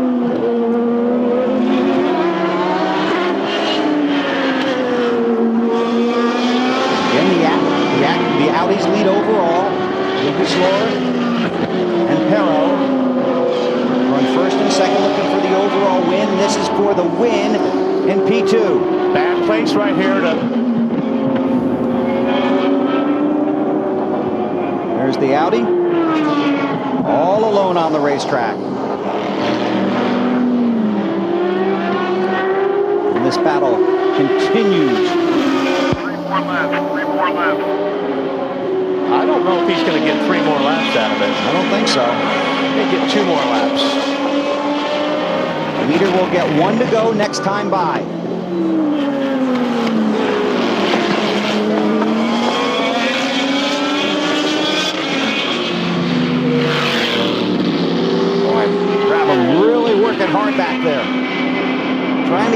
Romain Dumas. Acura chasing the Porsche.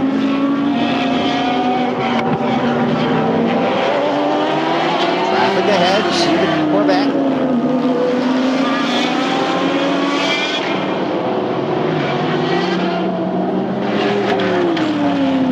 Guys in the Corvettes are great about watching their mirrors and not being in the way of the prototype cars. They all have a lot of experience, so that was a good move by Last lap. Last lap for the race leader, Lucas Lohr, in that Audi. Bradman's got one more shot. Lap, David. This is the last lap. Last time by, they told him 3 maybe. Yeah. Now this is his last opportunity. About 2 miles to go from right here.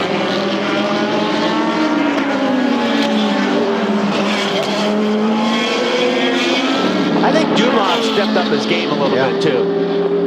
I think once Bradman got behind him, all of a sudden his lap times have dropped. Can't see any traffic yet. See if they catch any on the final lap.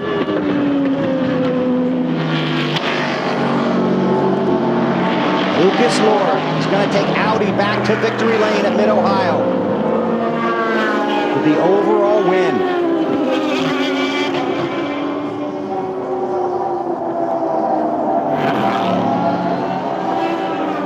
Through the carousel. First overall win here since 2005. And Audi wins at Mid-Ohio.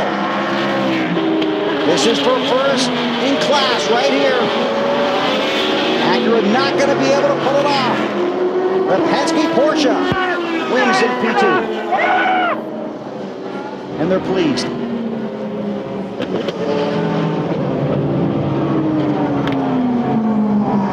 That was good to watch. And Brabham will relive that one lap over and over tonight.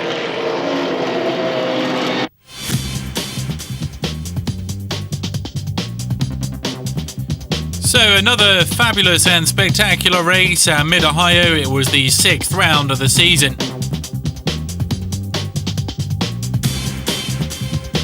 Still a lot to see. That's the end of the ALMS Season Review Part 1.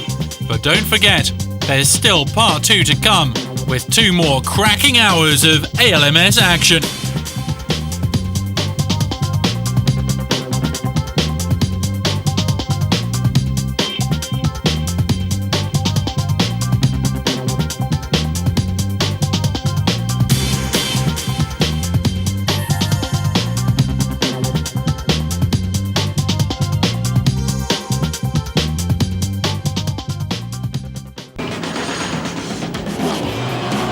Hello and welcome to the ALMS Season Review Part 2, with 2 more hours to relive all the best action from the best championship of 2008. We're now at Road America for round 7 of the season. It's the best track of the year. The race will last 4 hours. And let's have a look at the start of the race.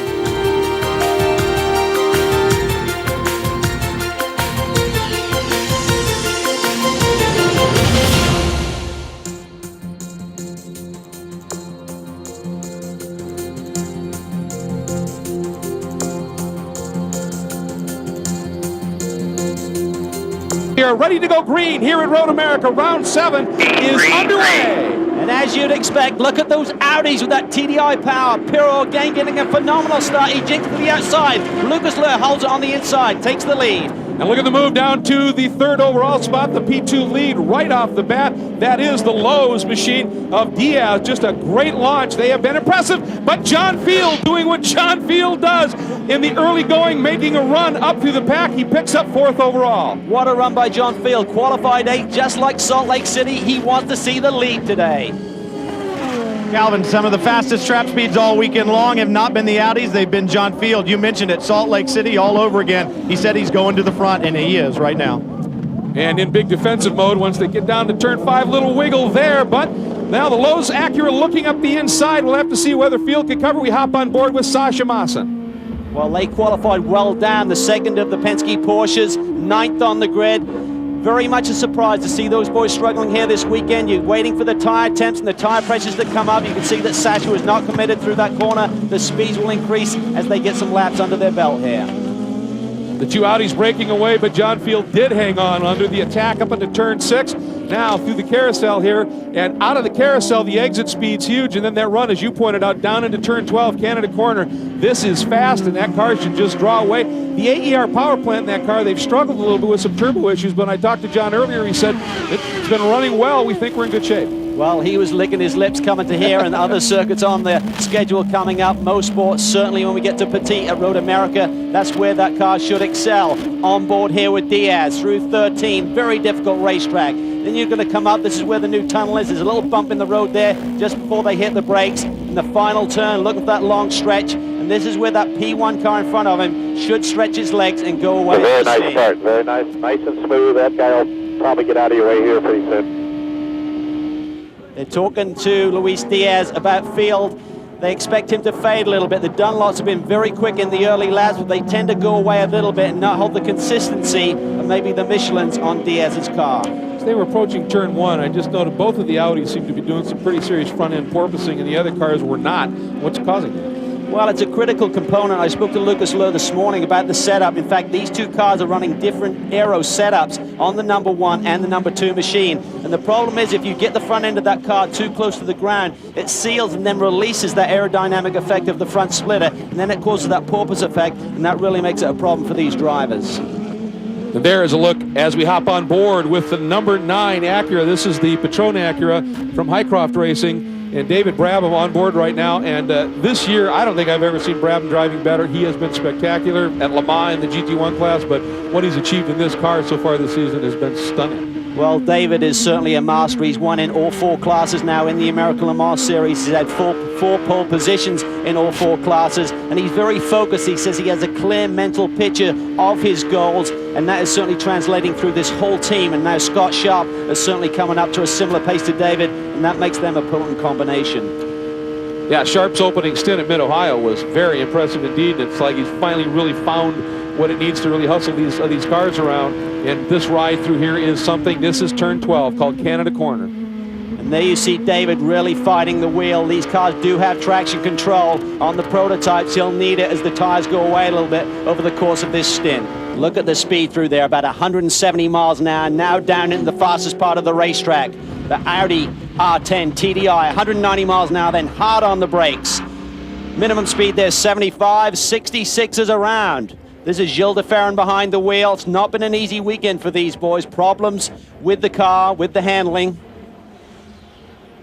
Oh, he's off track by a ways, and we are going full course caution as a result. Pits are closed, and this is going to be kind of interesting here because one of the things that the Audi camp has been telling us was that they needed some yellows here, even with that extra fuel, and we can talk a little bit more about that, to be able to get to the end. And he went around big time, was in the middle of some of that GT2 traffic, and got into the gravel and may have even got into the barriers there. And there's the 54 Ford GT. Maybe that was part of the problem.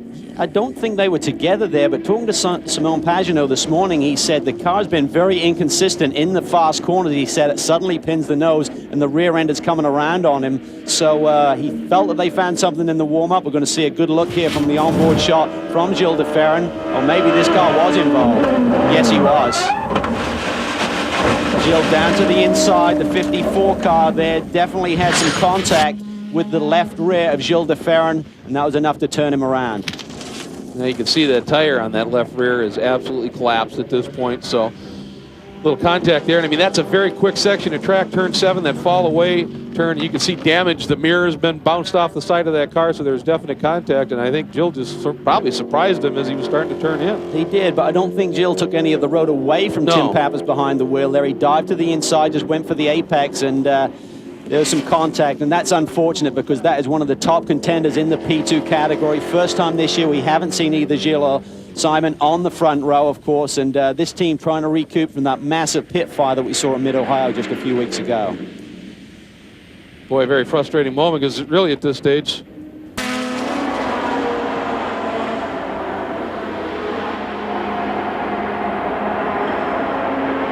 there's the overall battle. Brabham continues to lead Montagny, then that little bit of a gap back to Werner and Marcel Fessler. And Fessler has now dropped off just a little bit. And I was going to say, I know he wants to audition well in hopes of getting a ride in one of these cars for the full 2009 season, but I don't know if you want to beat the team leaders in doing it, but it may be that handling issue as well, and that number 2 car finally is come good. It has, and you can see now that Werner's starting to get into his stride a little bit, his gap Fessler a little bit, but I think Fessler's done a tremendous job here this weekend. But there you see Montagny's car running really low, and that generates a lot of downforce. You don't want it so it's really hitting the bumps too hard and creating a lot of drag, but the lower you get these cars aerodynamically, the better they work. Watching that battle up front from on board, Werner, 3rd overall, leading in P2. Coming up on 16 minutes to go. He's getting almost close enough, Greg, with these long straightaways. He may be able to take advantage. Watch the climb up this hill, the torque of that diesel. He's going to be very close to these guys by the time they get down to the braking zone. I think the gap may still be a little bit too big, but look at that Audi come. It's like a freight train down these straightaways. Not only are you climbing over 150 feet on that run, it's also fairly abrupt right when you get up there, and that's where that power of that Audi turbo, the big diesel, really shows. But now he gets to do it once again, and he's closer still. I don't know if it's going to be quite enough, but that's as close as he's been coming out of 3, Cal. It really is. He's getting very close now. It may be difficult until he gets to that front straightaway, but Marco Werner's last lap was about half a second quicker than these two boys. So I would say if it doesn't happen down into Canada, certainly on this front straightaway, we should see some change of positions when we get back around the racetrack again. But David Brabham feeling the heat. Remember, Montagny, he's not in the points chase. David Brabham is still 2nd in P2 points. He has to think big picture a little bit. But these Acura boys, they want to be the best of the 4 Acura teams out there. Look at the brake glow from these boys. You start to see it now as daylight goes away and we turn to night. Tremendous sight for the fans and everyone watching at home. This is where the 2 Acura is able to gap the Audi a little bit. That long carousel, just able to carry more speed through there than that heavier Audi. Now, Werner able to gather it up a little bit, but this is where they get that margin that they're able to maintain through 12, and is helping them certainly out of 14 and up the hill. Look at Montagny. Oh, Brabham lockup. Got away with it, but that right front definitely locked up a little bit. Montagny tucks in, but boy, Werner close. He's close. I think he's going to be in position this time. Montagny, if he needs to, will have to defend. GT car in front of him. This will slow Brabham. Can Montagny take advantage? Very close there. Here comes Werner. Watch the power of the P1 car. Juke to the left. He's going to blow by Montagny. He's passed. Now ducks to the inside. He is by. He has gone by Brabham. Montagny takes a look to the inside. The P2 battle side by side into 1. Werner leads it, and Montagny takes it. He is your leader in P2, 2nd overall. Wow. Superb job. David could do nothing about that. Soon as Werner moved outside of Montagny, Montagny immediately picked up the draft of that Audi, and that was enough to take him by David Brabham as well into turn 1. Nothing he could do. He could try to be aggressive, but that would have just ended in tears if he'd done that. Can Brabham respond? 8 laps remain. Adam Gaines on the radio to Marco Werner, just giving him the information. Okay, you have the lead now, 8 laps to go, bring it home. But this P2 battle is not over yet. And here we go. That is Marcel Fessler, the number 1 Audi, is closing up now, taking his own run. And I almost wonder, Calvin, we were seeing how close Fessler was. Maybe when they look back to last year when the 2 Audis raced each other and ended up giving the win away, essentially, if they didn't say, back off. We need to let one of these guys go. We're going to go for the overall win, then you can race. Let's go back and take a look at that sequence of passes. First, here we go. Here we go, and I'm surprised that Marco didn't just stay to the left. When he duked to the right, immediately you can see there, Montagny stays to the right. He's picking up the draft. David thinks about defending, stays in the middle of the road. Good, clean driving. Then we're down into the brake zone. Nothing David Brabham could do. Frank's through. And, of course, one of the things Brabham no doubt thinking about is, oh! Got some issues here. Here's the 777, and I think, is that Montagny at the exit of Canada Corner? Boy, and he's off! Something damage let go. To the car going into 13. If that is Montagny, there's a car off in the right side. There you see it, up in the gravel trap. What a disaster. And he's stuck. You'd have to assume he made an aggressive move, maybe on the 007 machine down into Canada. I just broke the race. Oh, and you could hear the exasperation. Look at that. He knows. Don't exactly know exactly what happened. We're going to go see if we can find it right now, Cal. Put it on his shoulders. Here we see coming down into the brake zone. Montagny has a gap on David Brabham. Goes all the way down to the inside. The 007 doesn't see him. Just clobbers the side of that car. That's Paul Drayson behind the wheel. And Brabham slides through for the P2 lead once again. Damaged race car, gravel trap, day done. Well, look to me right after the contact, the left front corner was broken. You can see an unusual wobble to that tire. And that's why he couldn't negotiate that next corner. And a dejected Frank Montagny walking away. Oh, so close. So it is Werner clear of Brabham, Fessler, Long, and Bernard, your top 3 or your top 5 right now. And in GT2, it is still Salo. We are off to green, and one of the, Brabs protecting big time, and I guess he could use the excuse that he had to let or get around that Aston Martin, but now he moves back over. Fessler is through. It's Audi's 1-2, Brabs in 3rd.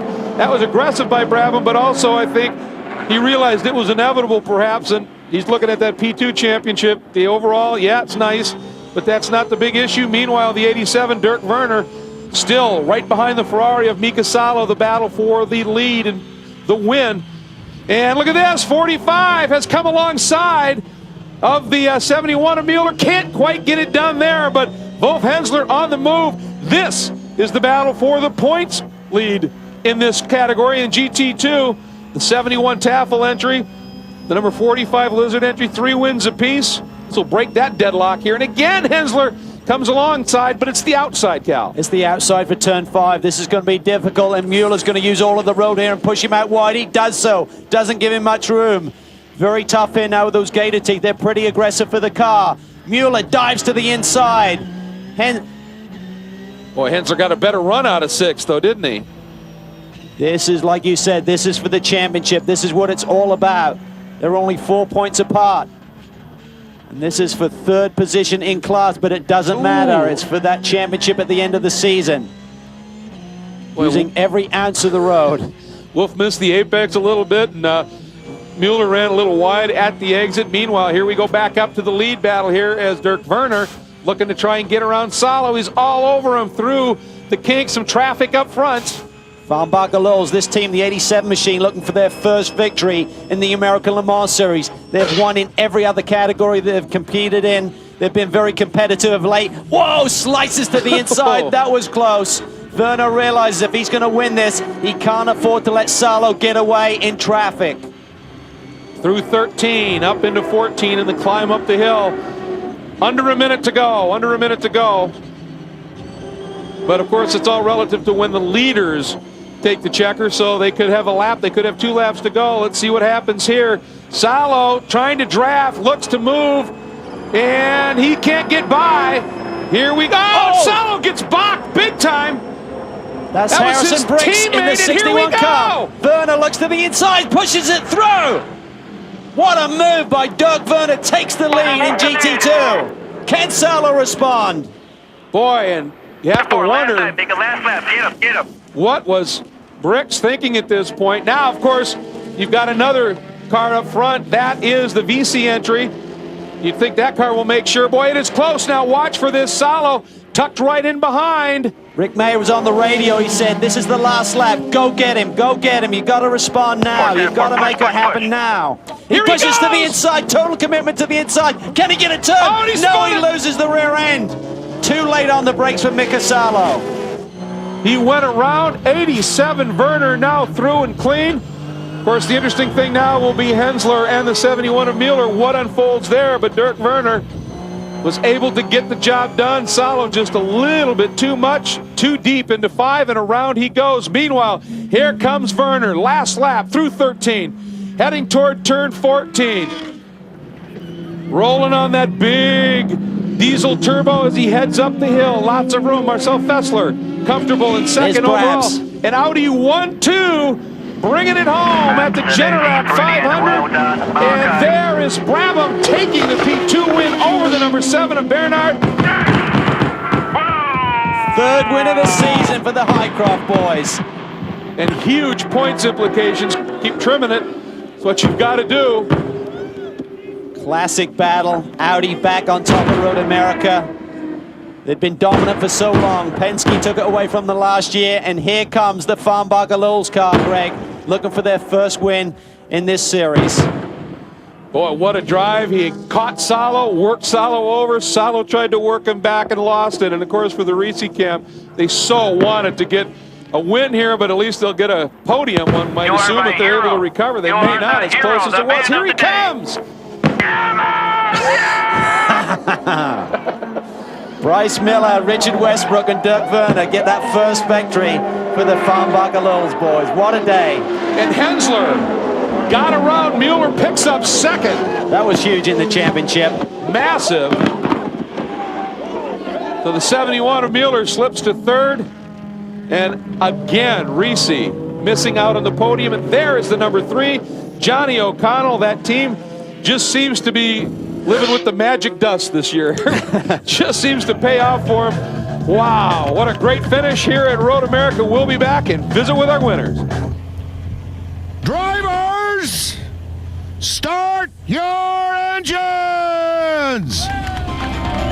Canada's comedic legend gives the special command to the American Le Mans Series field here at Mossport, a track that has always rewarded speed while demanding respect, but never more so than this weekend as records were obliterated in qualifying.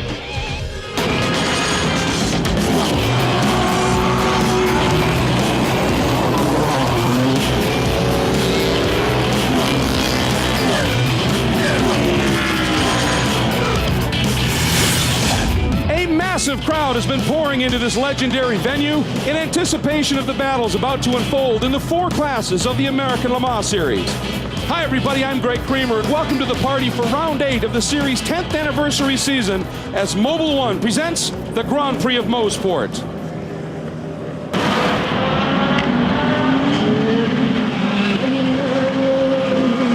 All right, watch for the pace car to duck in, and when we go green, 2 hours, 45 minutes of action in round 8. Ready, go, go, go, go, go! The Audis, Marco Werner, one of the pole. He's on the outside there. Dindo Capello takes line at the front.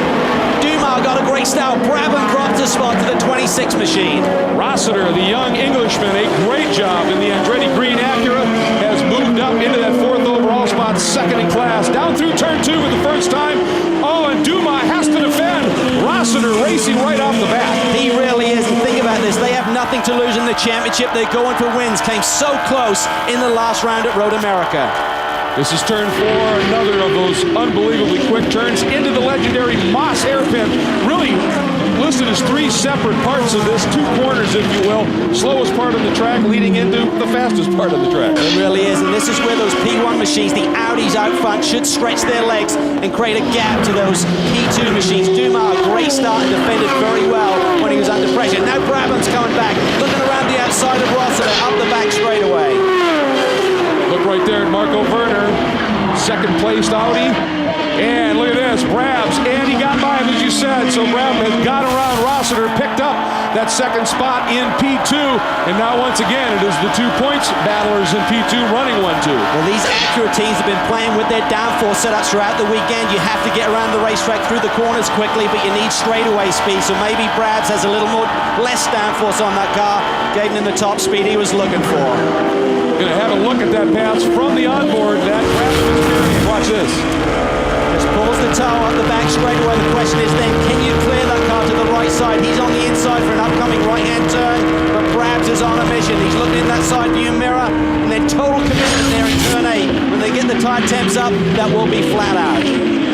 Over a lap in the books. One of the things that we need to take into consideration, guys, is the weather. More cloud cover today than we've had all weekend long. That means a cooler track surface. The ambient still about the same, but these tires, it's going to take them another lap or 2 to get pressure and temperature than it has in the past. So right now, these first couple of laps, treacherous indeed for these guys.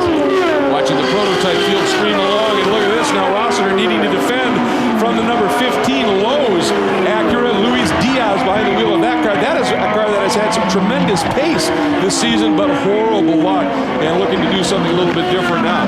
Well, they've been struggling here a little bit with mechanical grip in the slow speed corner, but in the high speed stuff, they're very happy. Quick correction is Scott Sharp behind the wheel of the 9 Patron Highcroft machine. Sharp started the car. And there is the BP Castrol. That is the Mazda Lola that had a very good run here last year. Has shown some good form. Just not quite where they wanted to be in qualifying at this point. Welcome back, everybody, and you have just watched it perhaps in the background there. We have had one of our GT2 Porsches, the number 18 Hughes Telematics and Wempe entry from BC Racing in turn 2. When it goes there, it goes big, and this certainly it was, Cal. Oh, you see the right rear corner completely destroyed, so caution period. Now, this is going to have a big factor on strategy. Of course, our main concern is Mark Bassing, who's behind the wheel of that number 18 machine. But for all of the teams now, they're going to have to change things up a little bit. Massive impact there. Very high-speed racetrack, as we've discussed many times, and there's not a lot of runoff room when it goes wrong. And I don't know if he was helped or whether he just lost it on his own. Let's see if we can find out here. We'll take another look at it. There was some prototype traffic right with him. It was race leader Marco Vernon. Watch it here, Cal. Here we come. We talked about the closing speed in turn 2. This is what happened the other day, but no, Bassing's wheel takes off. Suspension or the wheel left the race car there. Marco Vernon was not an instigator in that moment. There you see him, close for the leader of the race, but look at the ride that Mark Bassing takes. All the way down in the tire wall, the right rear on entry to turn 2. That corner's hairy enough without having that happen to you. Unbelievable. Pirro is 11 seconds behind DeFerrin, so he does have a little bit of room to play with. But only 5 seconds behind Pirro is Fernandez, and then Brabham, Dumas, Maassen. But as I was going to say, even if obviously they're not going to get the overall win, we would imagine at this stage. But for this team, which really didn't even come online until a few races into the season at Salt Lake, to get a P2 win, class win this quick, it tells you what this team is capable of. Right. And I'll tell you what, Gilles Deferrin is laying down laps faster than the P2 cars that are pounding him, and they have more fuel on board. So Gilles is always such a professor and really a great strategist, and I'm sure he's on top of things, getting the information from pit lane. There you saw the 37 car off to the side of the road. That's not a good spot. Just over 6.5, or just under 6.5 minutes to go. Will we see a caution here at the end? And Brabham has gone around Dumas. He has made the pass, putting himself back in third in the class, but more importantly, in front of the team that they are trying to make some ground up. And we're going to go back and show you how it happened. And once again, Cal, traffic played a key role. It really did, and right now what he needs some help from Adrian Fernandez. Let's take a look here, down in turn 1. There you see the Flying Lizard car gets in the way of Dumas. And Brad just jinked to the outside. I don't think he planned that. That was just reactionary. Watch how close this was. Come up on Lonnie Pechnik. Dumas has to wait, and Brabham just takes it around the outside. Total commitment there by these drivers. Putting huge pressure on Adrian Fernandez, and you were talking about the stablemate issue. What happens here? Well, what happened at Road America was you had an Acura potential 1, 2, 3, and that all went away. What they need David Brabham to do is not only finish ahead of the 7 car, but also pad it with some other Acuras. Look at Dumas. He is way behind now. I wonder if he has some kind of issue or whether it's just traffic, but he has just lost a huge amount of time. Oh, and look at this. Huge implications in the GT2 points championship. That is the 45 of Bergmeister, and 71 Dirk Mueller took a run at him and got the door slammed and wasn't able to get through, but they touched as the reports were getting. And look at Mueller down to the outside trying to make it work. 2 hard charges here. Jörg Bergmeister and Dirk Mueller trading paint here for that podium spot. And Monteni sweeping around the outside of both, didn't get in between them, didn't break this battle up. Only 7 points between these guys coming in this race. 4 points, the difference in position here. They can half that total easily with this pass. Watch it, boom. Mueller just dissuaded him a little bit, didn't he? Yeah, 2 guys absolutely on the limit. Great racing. And through Moss. Well, York did get a little bit of a better jump out of Moss. And that's going to help down the run here. Now we'll see what kind of legs this Ferrari has. Well, Jörg Bergmeister said we used to have an advantage down the straightaway, but it doesn't seem to be there anymore. Ferrari have really done their homework in every area of the race car, including horsepower. Dirk showed the nose, but wasn't close enough. to really take any kind of a run at it. But these last couple of turns, if it's this close on the last lap, you have to wonder whether Dirk Muller will stuff inside right there when the checkered flag will be inside. All right, Dan Jorg able to draw away by a couple of car lengths. That's a nice little cushion. Now, change in P2, and it's a big one. Watch this. On board with David Brabham. Happened just a moment ago, Cal. Drives Adrian along the long back straightaway. Seems like Brabs has a little less downforce in the car. We saw Sharp make some moves down the straightaway as well earlier in the race. Clears Adrian easily. Takes over that second position in class. Fourth on the road. And that's huge in terms of those points we keep talking about as we get near the end of this championship. Oh, this is tight. Around the Aston Martin. Can Muller take advantage? Great job by Jörg Bergmeister controlling that situation. The battle for third in this class, but huge points implications, so it is fascinating. And Use the button. We're getting use the button. You hear that on the radio. It might be just a fuel switch. That's the 71 car we're hearing that radio communication from, so that may be like a push to pass where you get full fuel. They're doing it again. They're trading paint there down the straightaway. This is high-speed stakes here at Mosport. Will Muller force the issue and tag him in the rear? So easy to do. You can play dirty here, and the other car's going to be around in a heartbeat. All right, on to the front straight we go one more time. And I'll tell you, this is just compelling stuff. Here are the current points, and as you said, Calvin, only 7. So nearly loses it, drops a wheel. Coming off of 1. Great stuff, Brian. Now remember this new Porsche, the one they're running in 2008, much wider in the back, larger rear tires. A year ago, those rear tires would have been gone on that 45 car, as much sliding around as hard as he's running it. This year, the balance much better, but Bergmeister had said that Ferrari still has better balance through these high-speed flowing corners. We put the power down good, still with the engine in the back. That's why we see the car off the corner so well, and now the 7 on pit road right behind me. Wow, well, we saw Dumas suddenly drop back. That is a surprise. They can't have got a full fuel load in or some kind of issue getting all of the fuel out of the tank. That is a huge surprise here today. And hugely costly as well, as obviously he's going to get leapfrogged a bit. And by the way, we're getting a report from race control that the 45 and the 71 and GT2 have been warned that if they keep up that shoving match, then they may have to be visiting pit lane. So that's going to stop. This is a rare occurrence that you see the Penske boys getting caught a little bit short, just over a minute to go, so they got their sums a little bit wrong here today. How costly will that be? The key is, can those Acuras get to the checkered flag here without needing fuel also? Lucas Luhr looking awfully good. Marco Werner, a great opening stint as well. And Luhr. Think about this though, Greg. Remember, this car got severely damaged. We talked about the track breaking up down in turn 4 on the practice day. Well, one of those rocks came up and took a big chunk out of the monocoque. The Audi team had to change it. This is a different race car. Oh, and look at this as Brabs, driving like a man possessed, has caught Pirro. But he doesn't really need this position. The man he's looking for is Gilles de Ferran, who's quite a ways down the road. Well, fuel mileage already beginning to take its toll. I just heard on the radio talking to Adrian Fernandez. Go to reserve. I don't care. We're not going to pit. Go to reserve. He's got less fuel mileage or less fuel in the car than the 66 does. So if the 15 already beginning to suffer, you got to believe there's no way the 66 could make it. I talked to Duncan Dayton. He doesn't believe the 66 has enough fuel to go. Well, Brabs has 2 more laps of fuel on board than the 66, so you'd have to think that Brabham will be in better shape. But everyone here gasping for fuel here with 1 lap to go. As you said, final lap in this one. There is Luhr.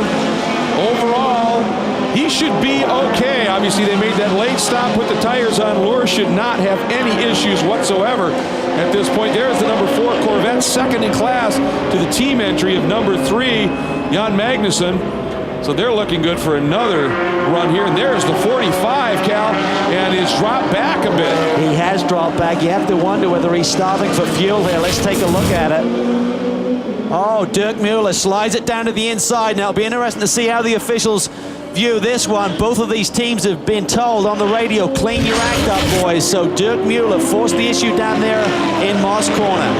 Meanwhile, out of the final turn, Lucas Luhr, Marco Werner, the Audi R10 TDI another overall win this year. A great run here at Mosport. Absolutely brilliant, big fella. Well done, well done. That was a stellar drive by Lucas Luhr. He was a long way behind when they had to take that pit stop. He drove through the field and had the speed to take the lead. And how about the 62 Ferrari Mello and Salo? Finally, the monkey off their back in the American Le Mans Series this year with the win. And DeFerrin struggling, and Brabham wins in P2. You have to think fuel.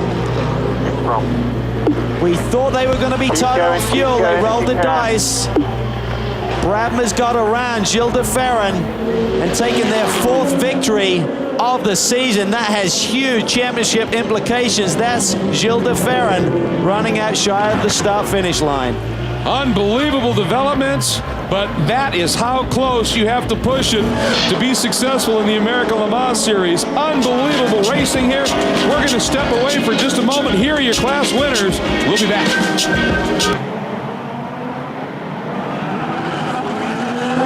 He laid pretty far back from the pace car. Now he's built up the head of steam. Pace car is in. Here we go.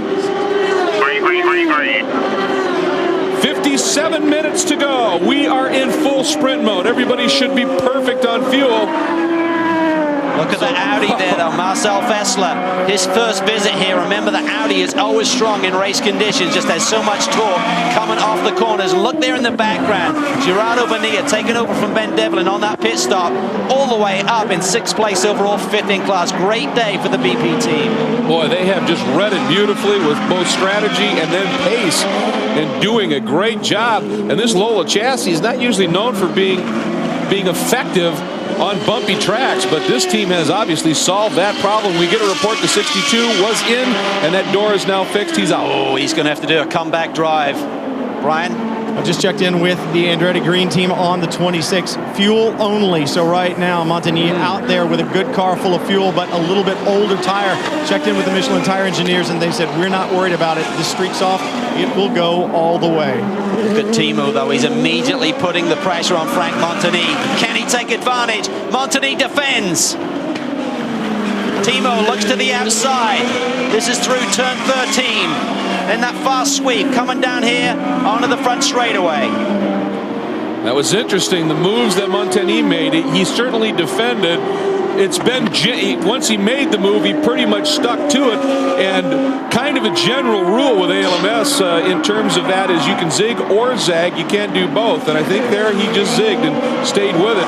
We'll see if he is able to fend off more pressure, assuming Timo is able to get back on his tail and take another run at it. Look at the Audi, though. It's right in the thick of things here. Marcel Fessler, they're a little bit tight on fuel. They don't get the mileage. Just over an hour they can go on a full tank full, we believe. So he may be a little bit tight. He may have to conserve fuel here in the early going. But the Audi last year had the lead. Can't block you for an hour. Go on his old tires. Hear the information there being given to Timo Bernard that he's still on his old tires. Montagny defends down the inside. That will cost him lap time. This will help out Fessler, who's catching these guys in that silver and red Audi. Remember, the Audi runs in the P1 category for the more powerful but somewhat heavier cars. And these two are the P2 machines, the Acura in front of the Porsche, as they come out and onto this chute. Ew, Bernard taking a look, couldn't get her done. Brian? Now, the longer that Timo Bernard stays out there on the tires, the more equal those two cars will become. Now, remember, Montagny on the older tires, but as Timo Bernard wears away some of that fast, as we like to call it, over the first 4 or 5 laps, if Montagny can hold on, I believe that Bernard's edge will go away. And right behind this threesome, David Brabham has taken 4th position overall away from the 66 car, and the 66 car has dropped well down there, so I'm not sure if Gilles DeFerrin had a problem on that lap. So maybe when Brabs got by, maybe he forced him wide. But there you see Brabham coming through the picture. And next car up was Bonilla, followed by Ryan Briscoe, and there is DeFerrin. He lost several spots there on that lap. Well, we talked about it, the momentum issue, and it can happen when you get stuck behind somebody. Boy, he's got something going on the front of the car. Let's go back, see if we can take a look at his damage. We're going to take a look at the replay of Brabham's pass on the 66 car, we believe. You see the front cowling there coming loose. On board with Brabs here.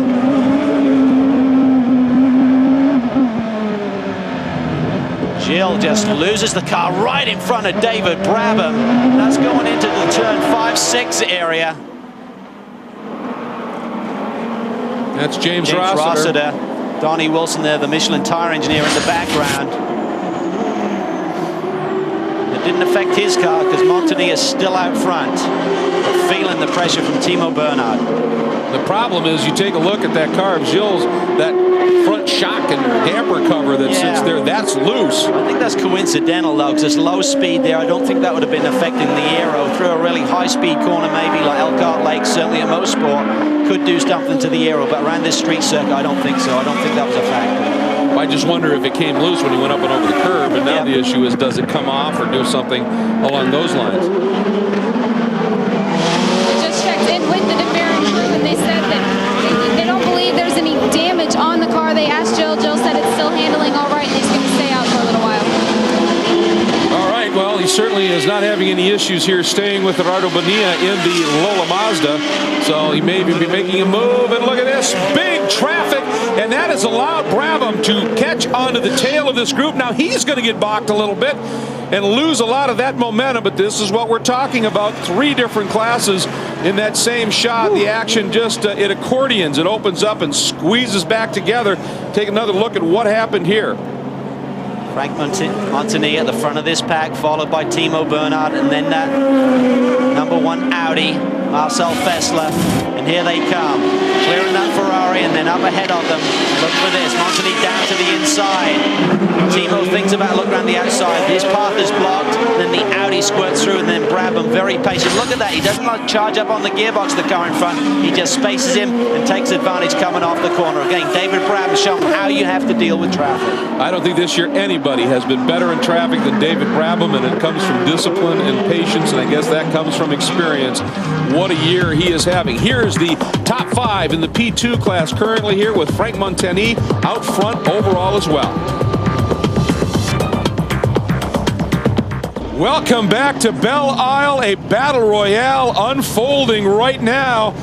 But some interesting developments may be in play. You are looking at the black Acura, the XM Satellite, Andretti Green Racing Acura, Frank Montagny, who is leading overall. Right behind him, second overall, second in the P2 category, is the DHL Global Mail Penske Porsche Spyder in the hands of Timo Bernhard. Then behind them is David Brabham, who was in the battle with Bernhard and his teammate in the points. But after that contact, which we had seen just a little bit ago, you just saw it, the black flag has been given to Timo Bernhard in the #7 Cal. A stop and go for avoidable contact with the 46. Stay out for now.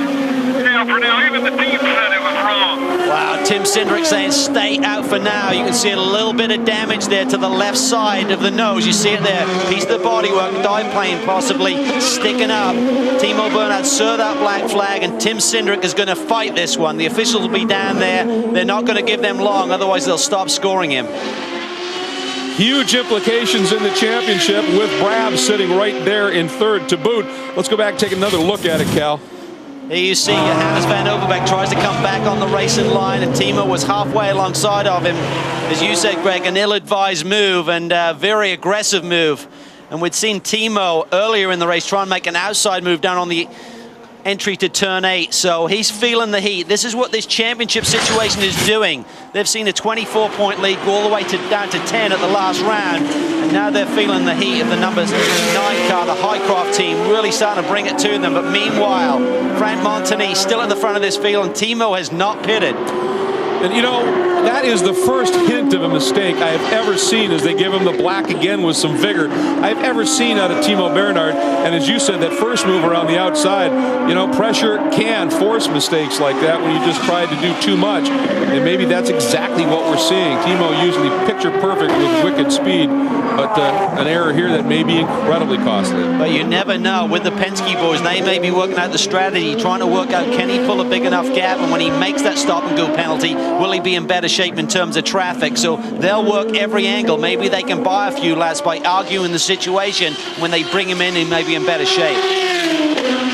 And I think it's important to point out here that that call, based on other calls we have seen this year, is consistent. Consistent. That's what you have to do. I mean, that is really what the drivers, the teams like to see. Penske doesn't like it today, but the teams and drivers like consistent calls. Tough day for Bo Barfield, but you got to give it top marks right now. Yeah, your first day, your first race in the chair as the full-out race director, and you got to penalize Roger Penske.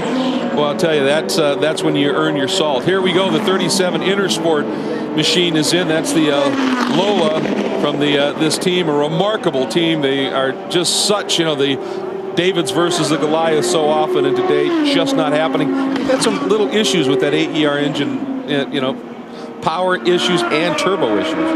They have, and talking to John Field this week, good news is that John Faulkner had this massive crash at Mosport a week ago, is okay, and they're looking to purchase a new car in time for Petit and have 2 entries back for the next round of this championship. You mentioned the consistency thing. Obviously Penske and the team will be very upset here, but if they truly believe that if another car makes that kind of a move, they will get the exact same penalty, then that's okay, because obviously you'll be upset at the time. We're going to need to stop this time. It's the most ridiculous thing I've ever seen in racing. Tim Cindric there saying you're going to have to stop this time. It's the most ridiculous thing I've ever seen. But they've just got to regroup here. They've got to get back on their game. They've made the mistake. Now they have to serve the penalty, deal with it. There's still 33 minutes in this race. Penalty box. Penalty box. Well, and as you pointed out, at a certain point, the ALMS and IMSA officials say, if you don't pit, we stop scoring you. Penalty box.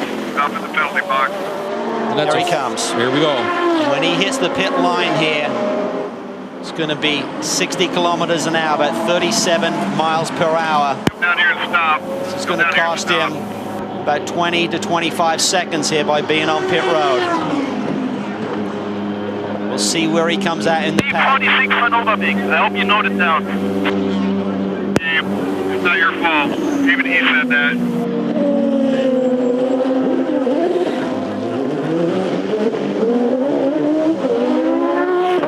He's coming out maybe in about the 7th spot, somewhere in that region. We'll have to wait for the timing and scoring to recycle here. A little bit of damage there, lose a little bit of front downforce on that car with that dive plane that's askew on the left front.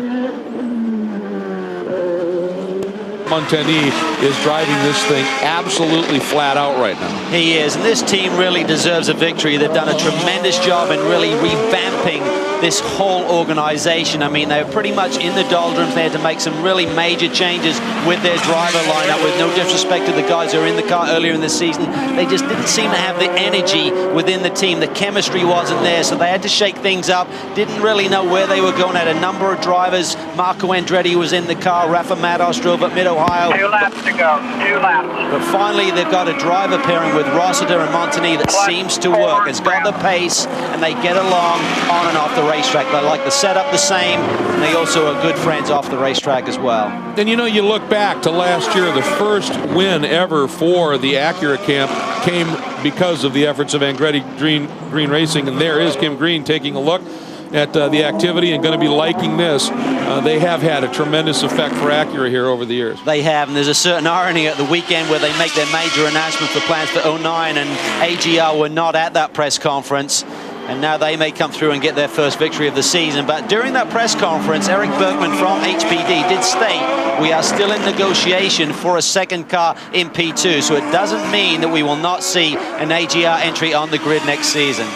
All right, folks, there you see it at the top. 30 seconds remaining, so it all comes down to how close Montagny is when he gets to the stripe, whether we get 1 lap to go or not. That was so critical last weekend. Lucas Lehr really went on a charge at the end of that race, meaning that everyone had to do an additional lap, meaning that a lot of cars ran out of fuel. And I think he's going to cross the stripe just shy of that mark. 1 to go. There it is. 1 more lap. 1 more lap. Be a big day for this young man's career. Strong Honda connections over in Japan. Drafted in, and he's been very aggressive and done a tremendous job really getting to grips with this race car and the series. You don't know the competitors, you don't know their traits, and when you're running with 4 different classes out there, that is a big deficit to have. And what an adaptation he has made. I mean, he got in and was quick from the get-go and has understood the it certainly seems the nuances of multi-class racing has picked up on it and has been very quick. And in terms of raw speed, when you want to look at somebody's data, I don't know you can find anybody better than Montagny. No, he is superb, and of course he's good on the streets.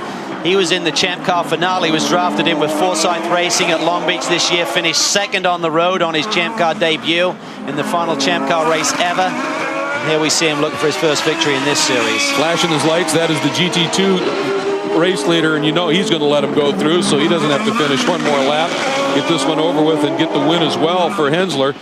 So Montagny out of 12, up through 13, 14, and the run to the finish line.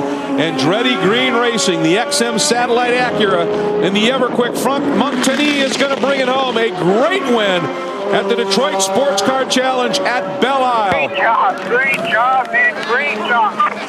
There's a big weight off the shoulders of that team, finally bringing it home. Great job today, guys. You deserve this one. Without doubt. Have been very fast all season long and finally put it together. Since Montagny showed up, that car has had tremendous pace. The 45 did get the win in the GT2 category as it came through, and there is the #1 of Marcel Fessler. I think another great story. You see him shaking the fist. Yeah. Only second time in an Audi R10, and coming to a street course like this. Pretty remarkable for Marcel Fessler since he's come over, and there is Montagny. Very happy, deservedly so. We'll visit with him when we come back.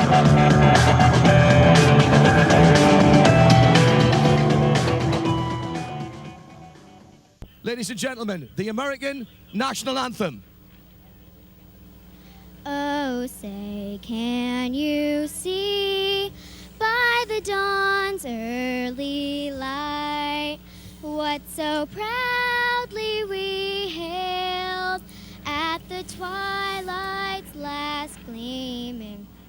Well, there you go. This is round 10, the famous Petit Le Mans held at Road Atlanta. Peugeot is back in the ALMS with a strong desire to at last beat Audi in a big race this year. The 908 put in an impressive pole position, and the Audi #1 had a crash just before the start, so the car will start from the pit lane. Gave proof through the night that our flag was still there. Global coverage. Yeah! All live. RadioLeMans.com. Well, hello everybody, and welcome along to Road Atlanta. That was the scene early this morning when Alan McLeish completely lost control of the #1 Audi R10 TDI coming down through the S's. The damage quite considerable to that car. It did quite considerable damage, as I said, to the front and side of that particular vehicle. And the Truth and Engineering guys, Jeremy Shaw alongside me, are just about ready to get that car rolled out onto the pit lane. Yeah, the cars are on their final warm-up lap now, and the car should be rolling out into pit lane any minute now. They've got a guy down there with an air horn to get all the fans out of the way so they can clear a path through to the pit lane. I don't think he's going to be able to get to take the green flag with everybody else. He will, of course, start from the pit lane. Mightn't be a bad thing. Yeah, but it's doubtful. I think that he's actually going to remain on the lead lap from the very start. The cars are coming down the hill now, John. The Mazda 6, the totally new Mazda 6, pulls off into the pit lane, and it looks like Nick Manassian's got away early. The three Penske's already have an Acura in among them, and that's Frank Montagny. He could be the man to try and take away the title aspirations for the #7 crew, but it's Manassian from Werner, the remaining Audi, that go through at the start of the lap. The rest of the 36 cars streaming through the start-finish line, and already the two diesels beginning to break away as they head down through the S's for the first time. And Montagny was not able to get through and buy one of the Tony Kanaan, excuse me, who started that car, by one of the DHL Penske Porsches. He's having another look down into turn 6 as pressure now has been applied on Nick Manassian by Marco Werner. And Nick Manassian was telling me this morning it's very difficult to get the heat into these tyres. It's a good bit warmer now than it was in the warm-up session a couple of hours ago, but still, you've got to be very, very careful in the first lap or two of this race. Meantime, look at the big train of yellow behind the three DHL Penske Porsches, just holding station at the moment, and you can see the Pat Long in the 6 car, the third of those three, just dropping out from behind his teammates to get a good look at the corner as they come down to complete the first lap of Petit Le Mans 2008. presented by the totally new Mazda 6. And it's Peugeot from Audi, from Porsche, Acura, and then the Lola of John Field. 8th overall, but of course, 3rd in P1. And the man most likely at the moment, TK, Tony Kanaan, sniffing around the back of the car of Pat Long, further back down the field. The number 9 of the Tequila Patron Highcroft Racing Team, Scott Sharp, starting that car and starting it well down the field. He's in 23rd at the moment. And still no sign of that number 1 Audi. Alan McNish's car still not yet repaired quite. It's moving, it's under its own steam, and it's heading out on the return road with a little motorcycle outrider ahead of it, trying to clear the way. So McNish has gone 1 lap down. Yeah, the team is based down towards turn 1. To get into the pit lane, he's got to go all the way back down the back of the pits, and then turn around, do a U-turn, and then come down the pit lane. That's bad news. If they were situated like they were last year at the other end of the pit lane, it would be a lot easier. He would have only have dropped 1 lap and not the 2 that he's now find himself behind Nick Manassian, who goes through with just over a second in hand over Marco Werner. Briscoe still leading the Penske train in 3rd place, and a full course caution. Oh, this is great news for Alan McNish. It's the 30 car. They've had problems all this weekend. It's Ryan Lewis at the wheel of the Intersport racing car. It's ground to a halt, and this is great news for McNish. It will close the field back up, and of course he won't lose any more laps, provided he can get out of the pit lane on the end of the train of cars. The Mazda 6 is sitting at the end of pit lane, the pace car, and McNish is trundling down the pit lane at the moment on the pit lane speed limit. He'll probably stop at his pit, turn off the engine, and then restart, which he is doing now. Restarts, engage first gear. Now, will he be held? Is there a red light? Can't see one. No, he's out. He's gone out, so he's on the back of the train. Take it easy, Alan. Ooh, new set of tyres, presumably a full tank of diesel fuel for McNish, who tentatively heads down the S's. That's exactly where he lost control this morning, going through turn 3. They just jumped on the throttle. The car steps around, and you know, one of the things about the American Le Mans Series, no tyre warmers are allowed. They are allowed at Le Mans and in the Le Mans Series in Europe, but not in the not in the ALMS. And I know there's several teams up and down pit lane would like that rule changed. It's a ridiculous rule not to have tyre warmers, I'm afraid. I don't know. I mean, doesn't help anybody. To me, it's part of the task. Marco Werner really working his way through the traffic superbly and up onto the tail of Nick Manassian. They're probably now around about turn 5, I would think. And in the meantime, Scott Sharp is having a little nibble at the back of Butch Leitzinger as they go through turn 1. Scott Sharp in the Patron Highcroft Acura. This is a brand new car that was built up overnight earlier this week. A huge accident for Scott at the exit of turn 1. He managed to miss the tyre barriers on driver's left and impacted heavily with the left front of the car to the concrete retaining wall.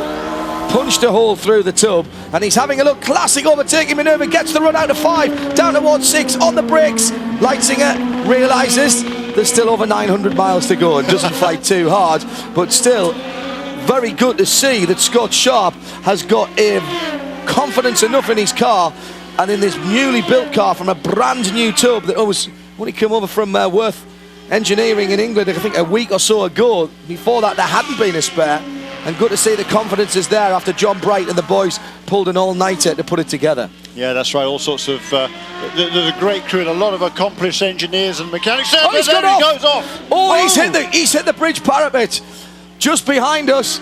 Now that was a very odd accident indeed for Scott Sharp. Just lost the rear end of the car. A lot of the Acuras have been saying that the back end of the car has been where the grip problem's been. He slid right across the road in front of the traffic. Now, can he get this car going? Doesn't seem to be that much damage. He didn't hit the bridge parapet at all, in fact. The full course caution lights have come on. And for the second time in just 17 laps or 25 minutes of Petit Le Mans 2008, presented by the totally new Mazda 6, we have a full course caution. What an odd incident that was. I'm sorry, I've cursed him, haven't I? Done the curse of the commentators. Will not be will not be welcome in the Tequila Patron tent. Well, he's got it started. Is the damage? Yes, there is. Oh no, he's not even going to be able to get that across the track. He's in the wrong pit lane, isn't he? Yeah, he's on the wrong side of the road. No, there. this is the championship challenge from Tequila Patron. Let's have another look down into turn 10A. Hits the curb there. He seems all right. Problem. And then it's just gone, Jeremy. Yeah, putting the pad on the exit of 10A, the car just stepped out around. We've seen, generally speaking, you're flat out on the exit on the right-hand part. Through 10A, you can take it flat out, but not probably when you've got pretty much a full tank of fuel, which is what Scott Chart had on board, and he's getting out of the car. Kick the wheel to the right. My goodness. Kick the wheel to the right, Scott. Get back in and try and roll it down the hill and get it in the pits. Yeah, he's going to survey the damage to see what. He obviously didn't have any drive, I think, to the rear end of the car. Whether that was what caused him to spin, which could well be. Oh no, you can see the frustration. He knows he knows that is the championship challenge slipping away for that car. And remember what we were saying earlier in the week, Jeremy. The big kicker of this race, where things can change massively for the championship, is you don't get to 70% of this race. You don't get classified, you get no points at all. No points at all, and they're already they're trailing by 4 points coming into this weekend, and there's 30 points available to the winner of the class here at Petit Le Mans. We've got it off, and it's the XM satellite radio. No, it's the 66. It's the ELS Panasonic. Gilles de Ferran's planted the car in York Mullers Beach. That is going to bring out, it has a full course caution is out. Oh, that is great news for the Alan McNish. It's great news for Johnny Molam, who'll get his pit stop done without losing a lap. What happens? A whole bunch of guys will get a lap back here. Oh, he just lost it under braking, Jeremy. Car snapped to the right. The left rear brake locked up on that car, and it pitched the car sideways. Damage to the right rear of that car before he went into the gravel track. Down the hill, down through the gearbox, on the brakes. Oh, very nasty little wiggle there. First to the left, and then the tank slapper to the right. No coming back from that. Even for Gilles de Ferran. Lindy. Jill says he locked up the rears going into turn 10, and he says there is no damage. Very big incident, and that looks like it might be the 48 car, is it? Yeah, I think it is. It is indeed. It's Stefan Johansson, oh dear. And Johansson has binned the Corsa car. He's fine, he's getting out of it. But that's going to be another full course caution, and that's down here at turn 12. He's gone off. Yikes. In a very big way just before the start-finish line. Stefan Johansson, who I'm afraid was a late replacement for Ralph Kellernes. Well, he didn't have the best of race in the Zytek. It's Laguna Seca a few years ago, and I'm afraid he's gone off again now. Did he jump or was he pushed? That may have just helped Romain Dumas. But as you can see, he's gone in hard into the tyre barriers that guard that very substantial wall. He's fine, not even limping, he's running across the track. Testament, of course, to the strength of these carbon fibre tubed cars. Just a few moments ago. As we go back to green flag racing, well, that's going to have to wait for a little while as Marco Andretti leads out in the XM satellite radio Acura. He's got a big challenge there from Marco Werner, but he's held him off. Tremendous driving by the youngster. Looked like the Peugeot of Christian Klein's made up a position as well. He's gone past Collard. Yes, I'm in a 4th place there. Tremendous restart by Marco Andretti. You'd have put money on Werner going through, but Werner, in fact, is looking in his mirrors now at Romain Dumas. And also, here comes the number 1 of Emmanuel Pirot. Remember, that was McNish's car that didn't even make the grid, and it's in the same shot as the leaders. Jeremy Shaw. Yeah, fantastic job by all those team guys on the number 1 team. They've done a fantastic job. There goes the Peugeot of Christian Klein up into ahead of Romain Dumas. So it's now, there also goes the Audi into the lead as well. Marco Werner takes over the lead, and the Peugeot into 2nd place. So again, it's a P1 in 1st and 2nd. The best of the P2 cars are the Penske, is not now the Penske team. It is still Marco Andretti in 3rd place, but that Penske car right behind him. Christian Klein wants the lead here. He's come from 5th to 2nd in the space of 1 racing lap. And as he goes up the hill, he's looking for the lead. He's not going to make it at the moment. Meantime, during the end part of that, let's just watch this as he's got a bit of a run down through the SS here and up to turn number 5. Yes, a great run by Christian Klein. He's right underneath the rear wing of the Audi. We wondered if the Peugeot had just a little bit more to give as they go down towards turn number 6. Now it looks like Werner has still got just enough room as they come through turn 7. This is what we came here for, is it? This battle between the turbo diesels of Audi and Peugeot, and it's a battle joined now at the front of the field. It's Werner for Audi that leads, but to the inside goes Christian Klein in the Peugeot. And he's got through, going the long way around. That's tremendous. Marco Werner must be figuratively at least scratching his head. That is horsepower, not just torque. The torque kept him with the Audi, but the horsepower pushed him through. Top end's absolute. We've not seen that happen all week. They've turned the wick up just a little bit on that car. Tremendous stuff. Now, I think that Christian Klein will be getting out of the car at Peugeot after an absolutely superb performance. And that means that Nick Manassim, who's getting in for his second stint, he did a very, very short first stint, if you remember. He only really did up to the half an hour. Half an hour, yeah, thanks, Joey. And therefore, he's quite fresh. I expect he'll double stint for a while. Christian Klein will be very happy with what he's achieved. What will be interesting to see, and what I can't actually see, John, is at the end of the day, will Marco Werner be able to make up time coming out the pits? And I expect if he isn't changing and they are, then almost certainly we'll have an Audi in the lead at the end of this pit stop round. Well, the Peugeot is rolling. And what about the Audi with Nick? How long before that's going to go? It's going to be tight. Needs to fire up and go now, and he's out. He's out and got him. As the Peugeot overtakes someone in the pit lane on the limiter. Closer than I thought, but he got him.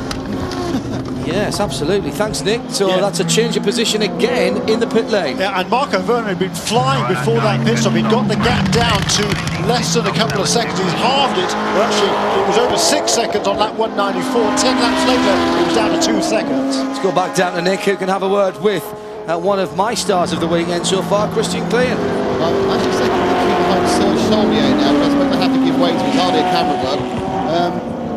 Again, an excellent performance by Christian. To see if I can grab. Meantime, down in the pit lane, it's all changed because Marco Werner, as we come back to green flag racing, finds himself at the head of the field and goes through, and that's all down to slick pit work by the Audi Sport North America team. Truth in Engineering got him ahead and out in front of Christian off right at the first corner. That's the XM satellite radio car. Oh, that's Frank Montani. The left front wheel has gone completely.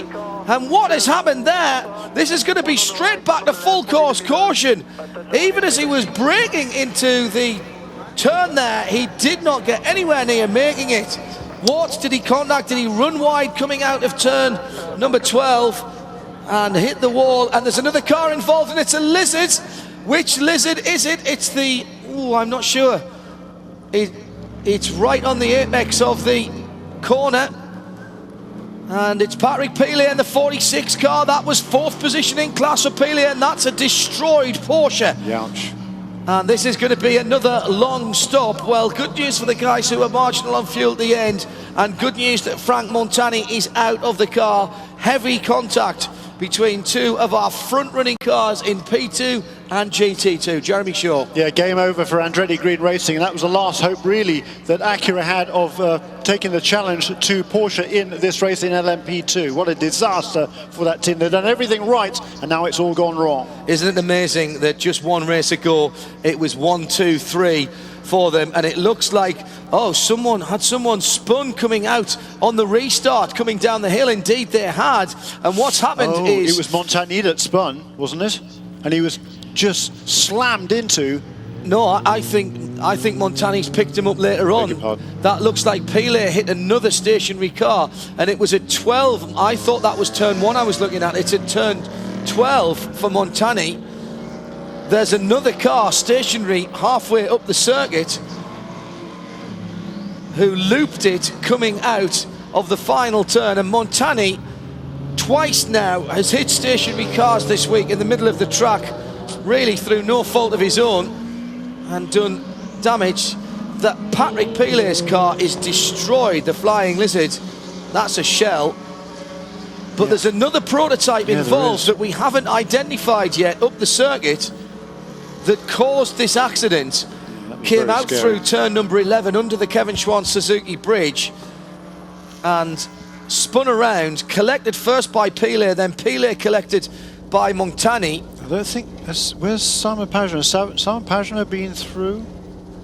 Well, Montani hasn't been through, Bergmeister as yet hasn't been through, neither has Van der Poel, but that's, I think it just depends where they went through. It was a prototype car there, wasn't it, that had spun up there? It's one of the Intersport cars? Is it one of the Intersport cars? I think it is.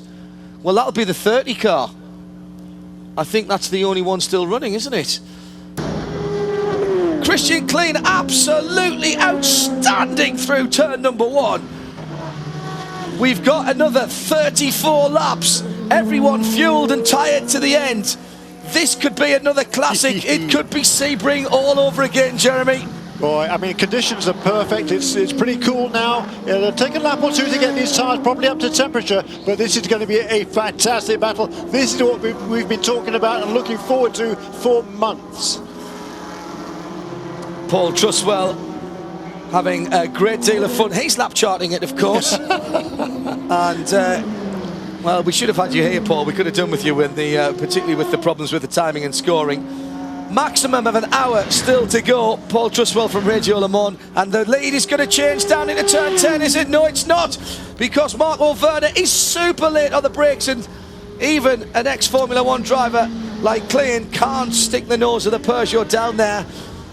Peugeot outnumbered here for a change. It's 1 Peugeot to 2 Audis, and they desperately need to be on the podium here. They need to take something from this race. And McNish is really closing in. There's only just over a second between the top 3 cars. But Marco Werner, he's got his work cut out here, because clearly the Peugeot has better torque and maybe top line speed over the Audi. So Marco Werner's got to make sure he gets off turn 7 onto the back straight away. He's going to have to make sure maintain that lead. But brilliant driving, yes. Brilliant driving by Werner. I was going to say he's going to have to make sure he gets past turn 5, and McNish flashing his lights now, trying to tell the Peugeot that he's right up behind him. Trust me, Christian Klein knows you there, Al.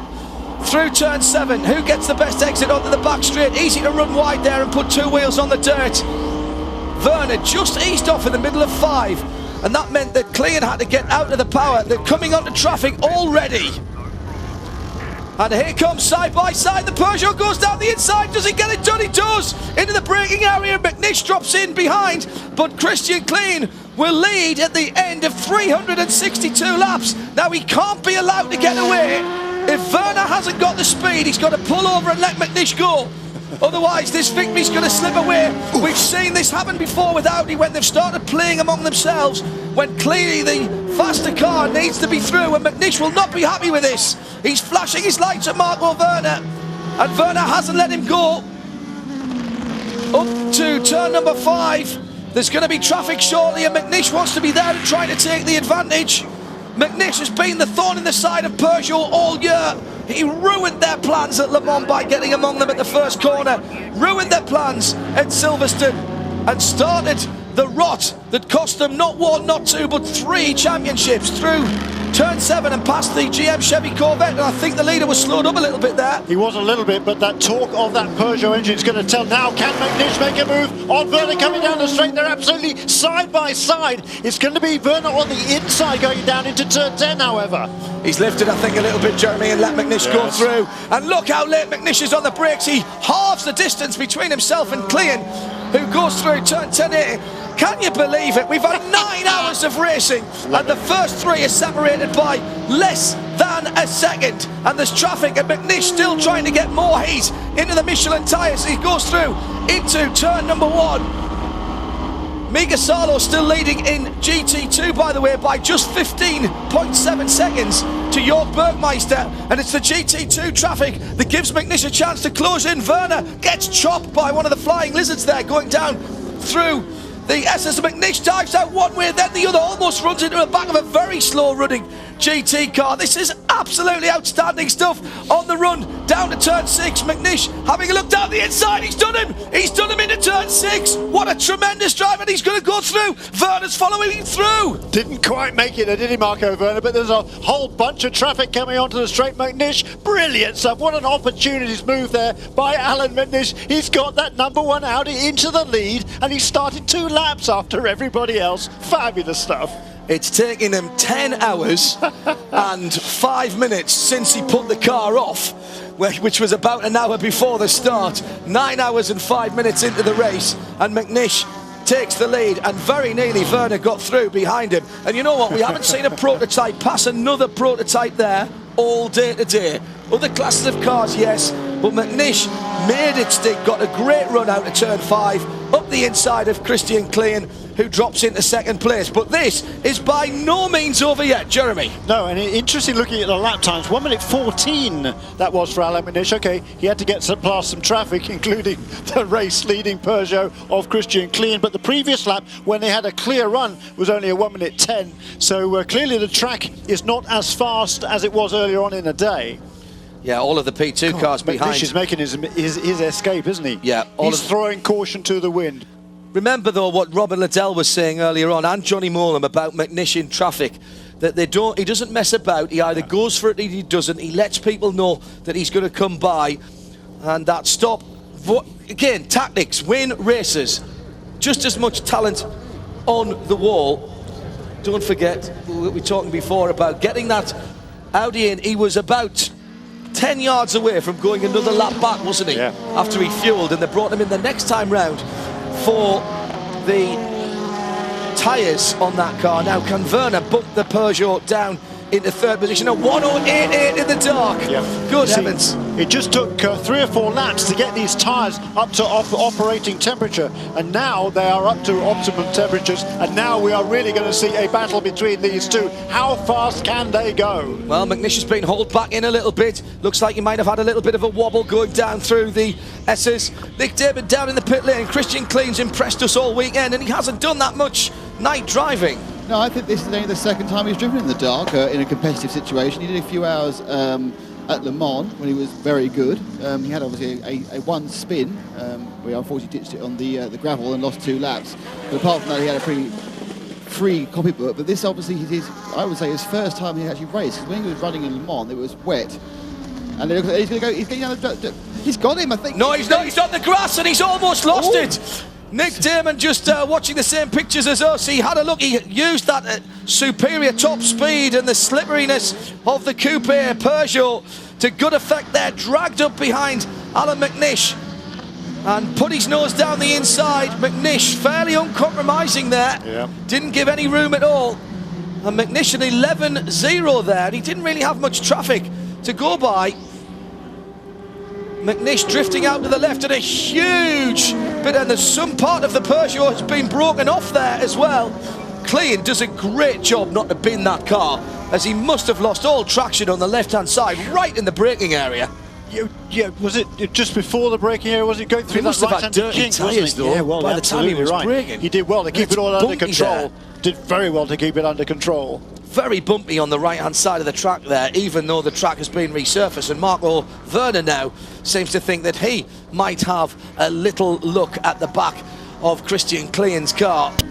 Janetta Zytek, the 50 car, has been, well, I think it's been a good debut in America for that car. The new engine, the bigger engine, the new partnership between Zytek and LNT.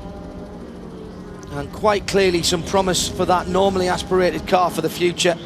Made a few silly mistakes with their pit lane etiquette and were punished heavily for it. Spent some time off the track, and they're going to end up something like 40 laps down on the leader, which is the better part of an hour really, isn't it? But they have been, I think, one of the real stars of the weekend. But you've also got to feel for the Tequila Patron Highcroft guys. Pulled a real rabbit out of their hat when they had to re-shell the car.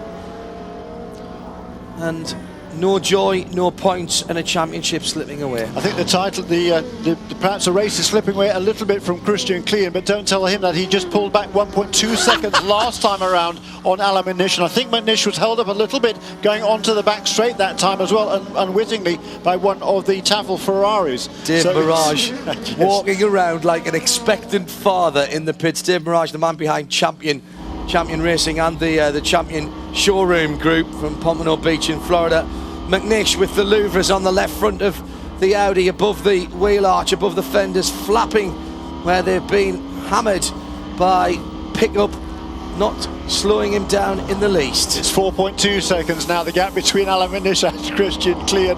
Klein a 108.5 and Alan McNish a 109.3, so another 3/4 of a second that lap, but only 3 laps to go. And Werner's dropping away now. It looked like Werner might be able to put some pressure on Klein and help his teammate, but a 1:10.0 that time around means it's 4 seconds between him and Klein, 4 seconds between Klein and McNish. We've had 9 hours, 38:35. We are officially into the longest Petit Le Mans ever in its 11th running. The race presented by the totally new Mazda 6. And Alan McNish has gone the furthest in time of any Petit Le Mans winner. He comes under the bridge, almost be able to smell it now, but there can be no let off. He's still got to pick his way past the GMB Ben Orcutt car. 5th position in GT2 will be their reward for their hard work this week. Klein 4.4, just a tad slower than McNish, a 108.3 for McNish. He's just eased out again to 4.5 seconds. Werner can't live with this pace now. He's in the 9s this time around. Everyone else, pretty much everyone else, stroking it home, but Bergmeister has put a bit of a spurt on, and now the gap between Salo and Bergmeister in GT2 is less than 4.5 seconds. Tremendous stuff. We've been racing here, as you say, John, for 9 hours, almost 9 hours and 40 minutes.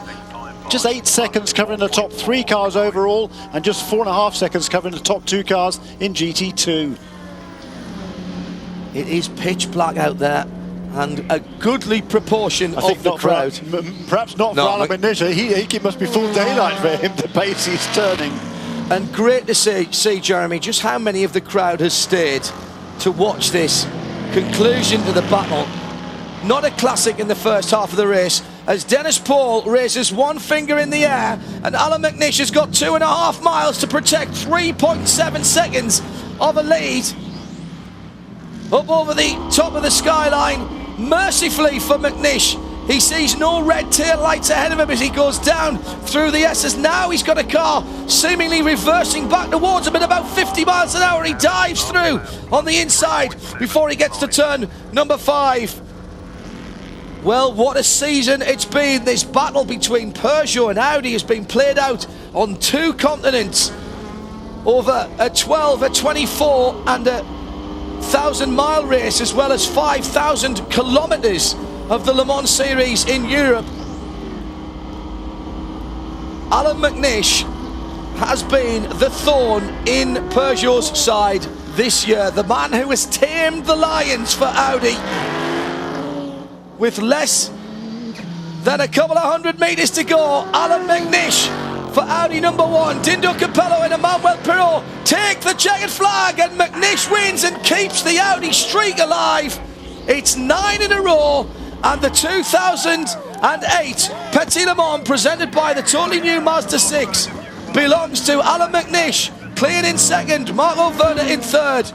Let's go straight down to Nick Damon at Audi. And with the huge celebrations here as we go away. Dindo, how is that for victory? 2 laps back to win. Yeah, unbelievable. This year it looks like the race impossible to win. We will win it. It happened in Le Mans, it happened in Silverstone a few weeks ago, it happened here again. It's just a season which was not very good at the beginning for Alan and myself, but it ended in a very great way. Fantastic, brilliant celebrations here. I believe Lindy has Jamie Mello. Jamie, congratulations. You and Mika deciding to go it alone when most teams have 3, and clearly you could. Yeah, after a really hard race, so we got it. So I'm really happy. Thank you for everybody. The whole team did a very good job. Thank you. Celebrate. Thanks, thank you. And the Flying Lizard team over here waiting for that 45 to come across. And Wolf Hensler looking on anxiously as he is now a GT2 champion, and Wolf, to get this championship here at Petit has got to be pretty special. What's this moment like? Oh, I can't describe it. It's unbelievable. And thank you so much to Flying Lizard. The team was so ready to win the championship, and I think everybody is so happy. Congratulations, Wolf. Let's go down to the DHL Penske Porsche as the fireworks are flying, and Nick has the co-driver of Helio Castroneves. Ryan Briscoe, fantastic. One race in, he won it. Wow, unbelievable. Just a great day. Penske Racing, Porsche, absolutely fantastic. A 1-2-3 Penske, a 1-2-3 in the qualifying, and a 1-2-3-4 Porsche. What a fantastic weekend. Couldn't be better, and just so happy to win this race with Helio. It's been awesome. Brilliant ride, thank mate. And Romain Dumas celebrating another championship, and this one was maybe a little harder to earn this year. How sweet is it to get it here at Petit? Yeah, for sure. It was I didn't expect to win this weekend, the championship. We pushed so hard the last month, you cannot imagine, and really it's a great performance for the team, for Penske and Porsche. We worked very hard and they paid today, and I'm very, very happy. Congratulations. Lindy? Nick Manassian, a tough fight there at the end in a long 10 hours, huh? I have to say gutted, you know. Yeah. Frustrating, gutted, disappointed. I think we did a very good job. I have to thank the crew because we had some lots of work they've done all week. The strategy was good, but you know, it's always difficult here over here with the racing when you've got, even with the pace car and all that, we lost so many laps. We often get the lap ahead and we lose it, and get another lap ahead and lose it, and at the end that's how it goes, you know. But, Nick, thanks for your time. Tough. Thank you. The biggest names in sports car racing, chasing the prize car makers value the most, the Manufacturers' Championship. Today it really is all about man and machine. The flag is on the line at Laguna Seca.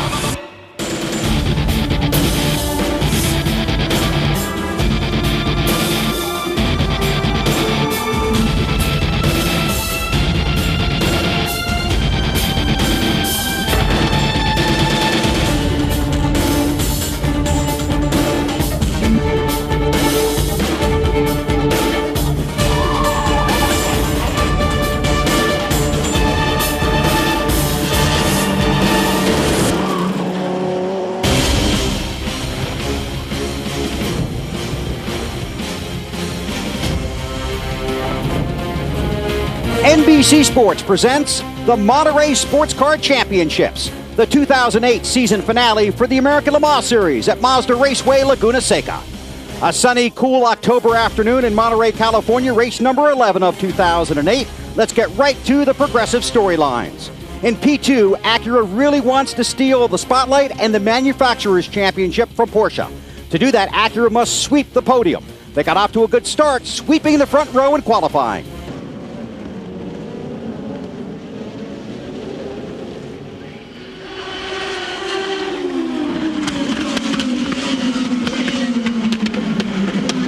Gilles Farron with a move there early. Wow, I'll say big move by Farron. He went in there way deep, tried to get the lead on the outside. Not quite enough grip there in that outside lane yet, but that was pretty bold. Watching those two red and silver P1 cars, the Audis, qualified 9th and 10th after the top 8 cars were all from the P2 class.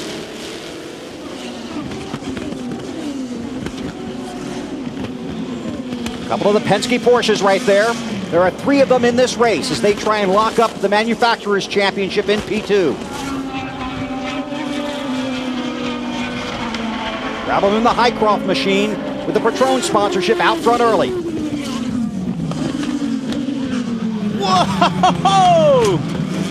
Little contact there. 26 cars, the Andretti Green ride. Frank Montini at the wheel. Got right into the back of Patrick Long in that Penske car.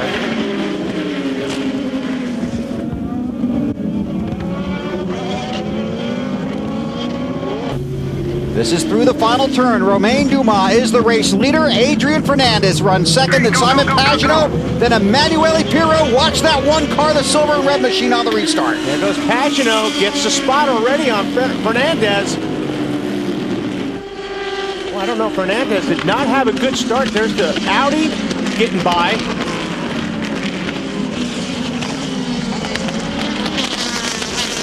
As soon as the green waves, the racing is underway.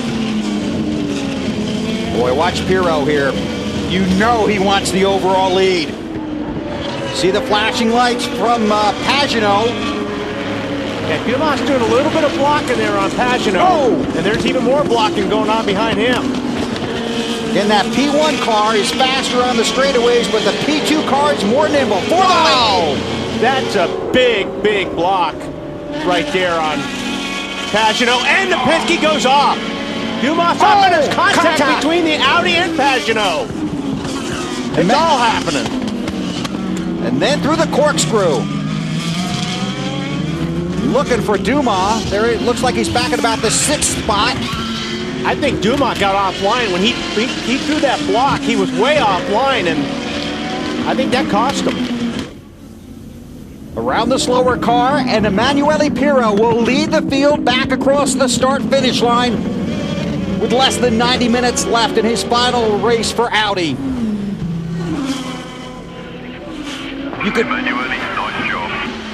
You could see the emotion in his face and hear it in his voice when he talked to Kelly before the race started. And you wonder how focused he is right now. Double. Knowing he's leading the race. Wow. Looks like there's another Penske that was off. Dumas in the 7 car. It looked like it may have been Castroneves that had trouble on that one. That's the 26, Tony Kanaan now at the wheel. Andretti Green Racing.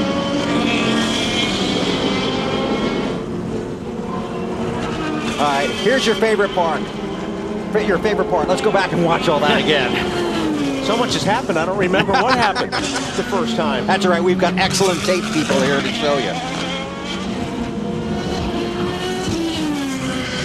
That's the 66. Now here we go again. Romain Dumas up front. Yeah, Dumas up front. Pagenaud there in the 66 car. Now Pagenaud gets a good run here, and he's going to go the inside, but Dumas just, I mean, that's just ugly blocking right there. And I'm not sure what happened, if he got offline or whatever, but he slides off the racetrack, and he lost a lot of positions. In the meantime, the Audi and Pagenaud got together. Oh, here you go. This should be a good shot right here. He got a little bit loose. Dumas got a little bit loose. Did a nice job actually saving the car and not getting the car stuck in the gravel. Is there any chance he was looking in his mirror when he did that? Could have been, yeah.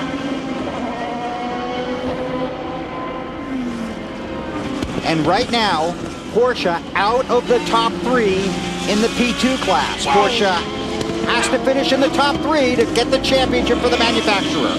I'm telling you what, these guys are just going at it. But what'd you say in the keys? Nothing to lose? Yeah, well, they're driving like it. All the driving championships have been decided. It's the manufacturer's title on the line here today. Pagenaud's doing a really good job right now. I mean, he is very, very fast. Pirro's got his work cut out for him. Pagenaud taking a look down on the inside. Now, this is where normally the Audi will pull and get a few car lengths ahead on the straightaway. There he goes. Give himself a little bit of breathing room here. But Pagenaud will make up the ground back in the infield. And don't make any mistake about it. These teams really want to earn that manufacturer's title in both P2 and GT2. But sometimes you're only thinking about what you're doing in the car, not the result of what's going to happen when the checkered flag flies. See how it all plays out. Right now, Porsche has a car in 3rd place that would give them the podium and the manufacturer's championship in P2. Look at them pick up speed as they come through the final turn. That'll put them on the pit straight. And again, Kanaan's just trying to get that jump because he knows the Audis has the steam on the straightaway. Does he have enough before they get to turn 1? And here they come. Here comes Pirro. Oh, he squeezes Pirro down. I think there was cones flying. and he muscled his way by both the Audis. Wow. Get by. That is cool. That's why you come watch these American Le Mans Series races. There is racing all the time, all over the track. 4 classes on the same track at the same time. I mean, it gets to a point eventually where these guys start blocking. You just have to say, enough is enough, I'm going. Here's what I'm talking about. Kanaan got a great restart, but here comes Pirro and Werner. They've got to run. Kanaan sees it, he blocks it. But Pirro just goes in and says, you know what? I'm taking it. And I'm going along too. All right, on board.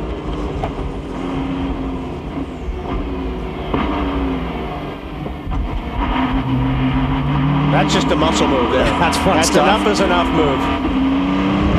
It's good to watch. I bet it's better to do.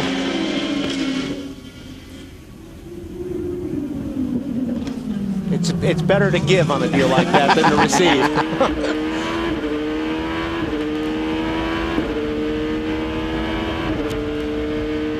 Emanuele Pirro out front. That's on board with Pagano. You know, and we talked about the Manufacturers Championship being on the line in P2 and GT2, and you also want the race win, but down the stretch here, you could see some guys using some muscle here to put themselves in the proper position, if you know what I mean. When guys start racing like this at each other, you don't think about Manufacturers Championship. You're thinking about beating that guy.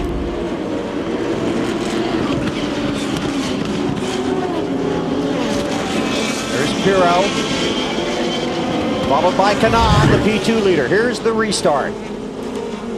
You know what, Pirro, I don't know if he bobbled a little bit or he saw Werner down on the inside and it kind of caught him off guard, but you can see he had a little trouble there getting through turn 11.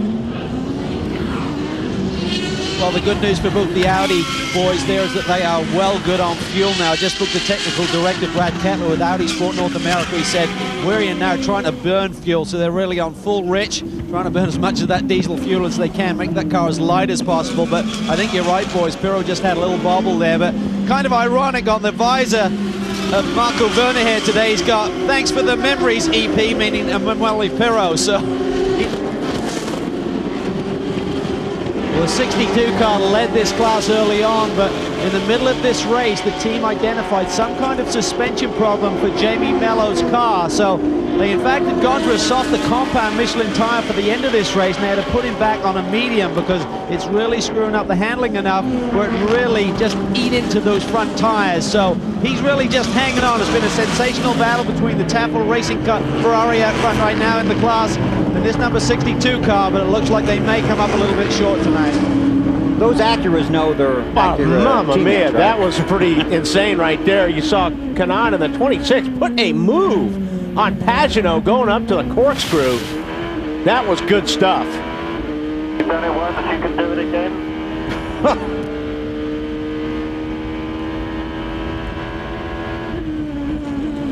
Go back and take a look, go on board here.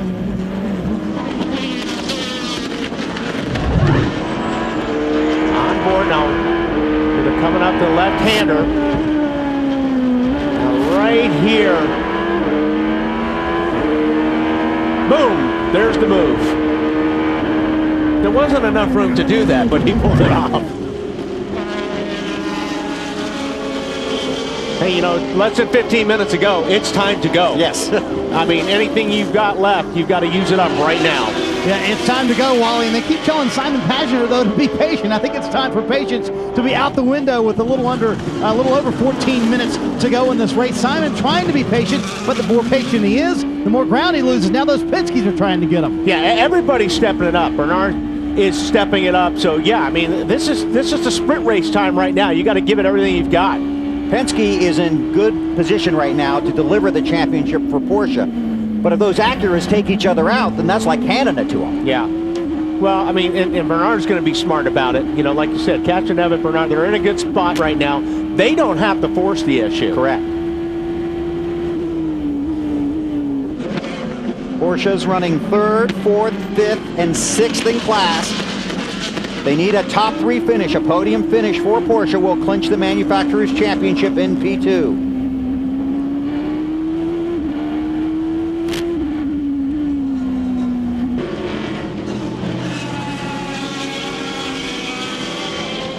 some traffic ahead, and this is where you don't want to catch traffic, is right before the corkscrew. But they're going to clear that car before they get to the top.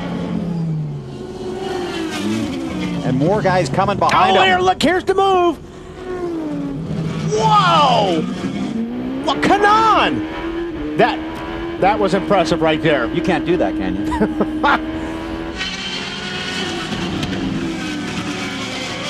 That was good racing on both parts of those guys. And that's very, very clean. And not the last time they're doing it either. They got to get through that corkscrew again.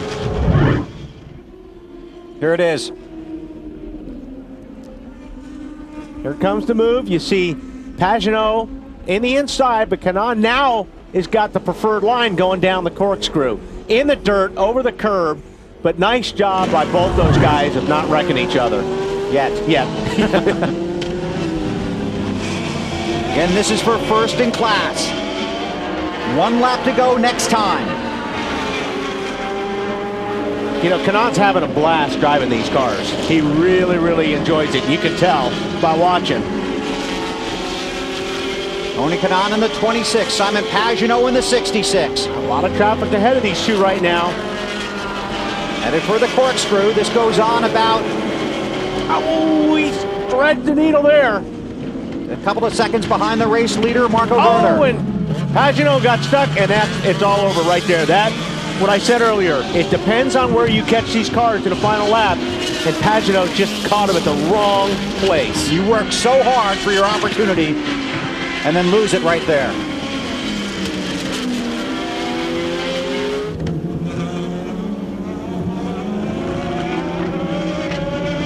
Fernandez in the 15. He runs 7th in class. Overall leader, Marco Werner. Share the driving championship this season. He's about 1.5 seconds in front of his teammate Pirro. Making his last drive in the Audi, Emanuele Pirro is. This is on board the 66 car. And you can see how much ground he's lost just by catching those two GT cars in the wrong place. It's Pagenaud trying to catch Tony Kanan. Working the final lap at Monterey. Kanan right in front of him now.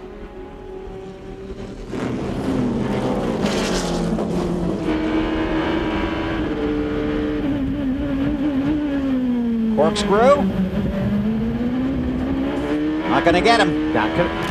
Kanan's driving like his tail's on fire. Oh, well, they get close. I think right there, all of a sudden, here's his last shot. Final turn. These guys all coming to the checkered flag. Marco Werner, the race leader, takes the overall win. Wow, look how close that is. Tony Kanan. Everybody, good job.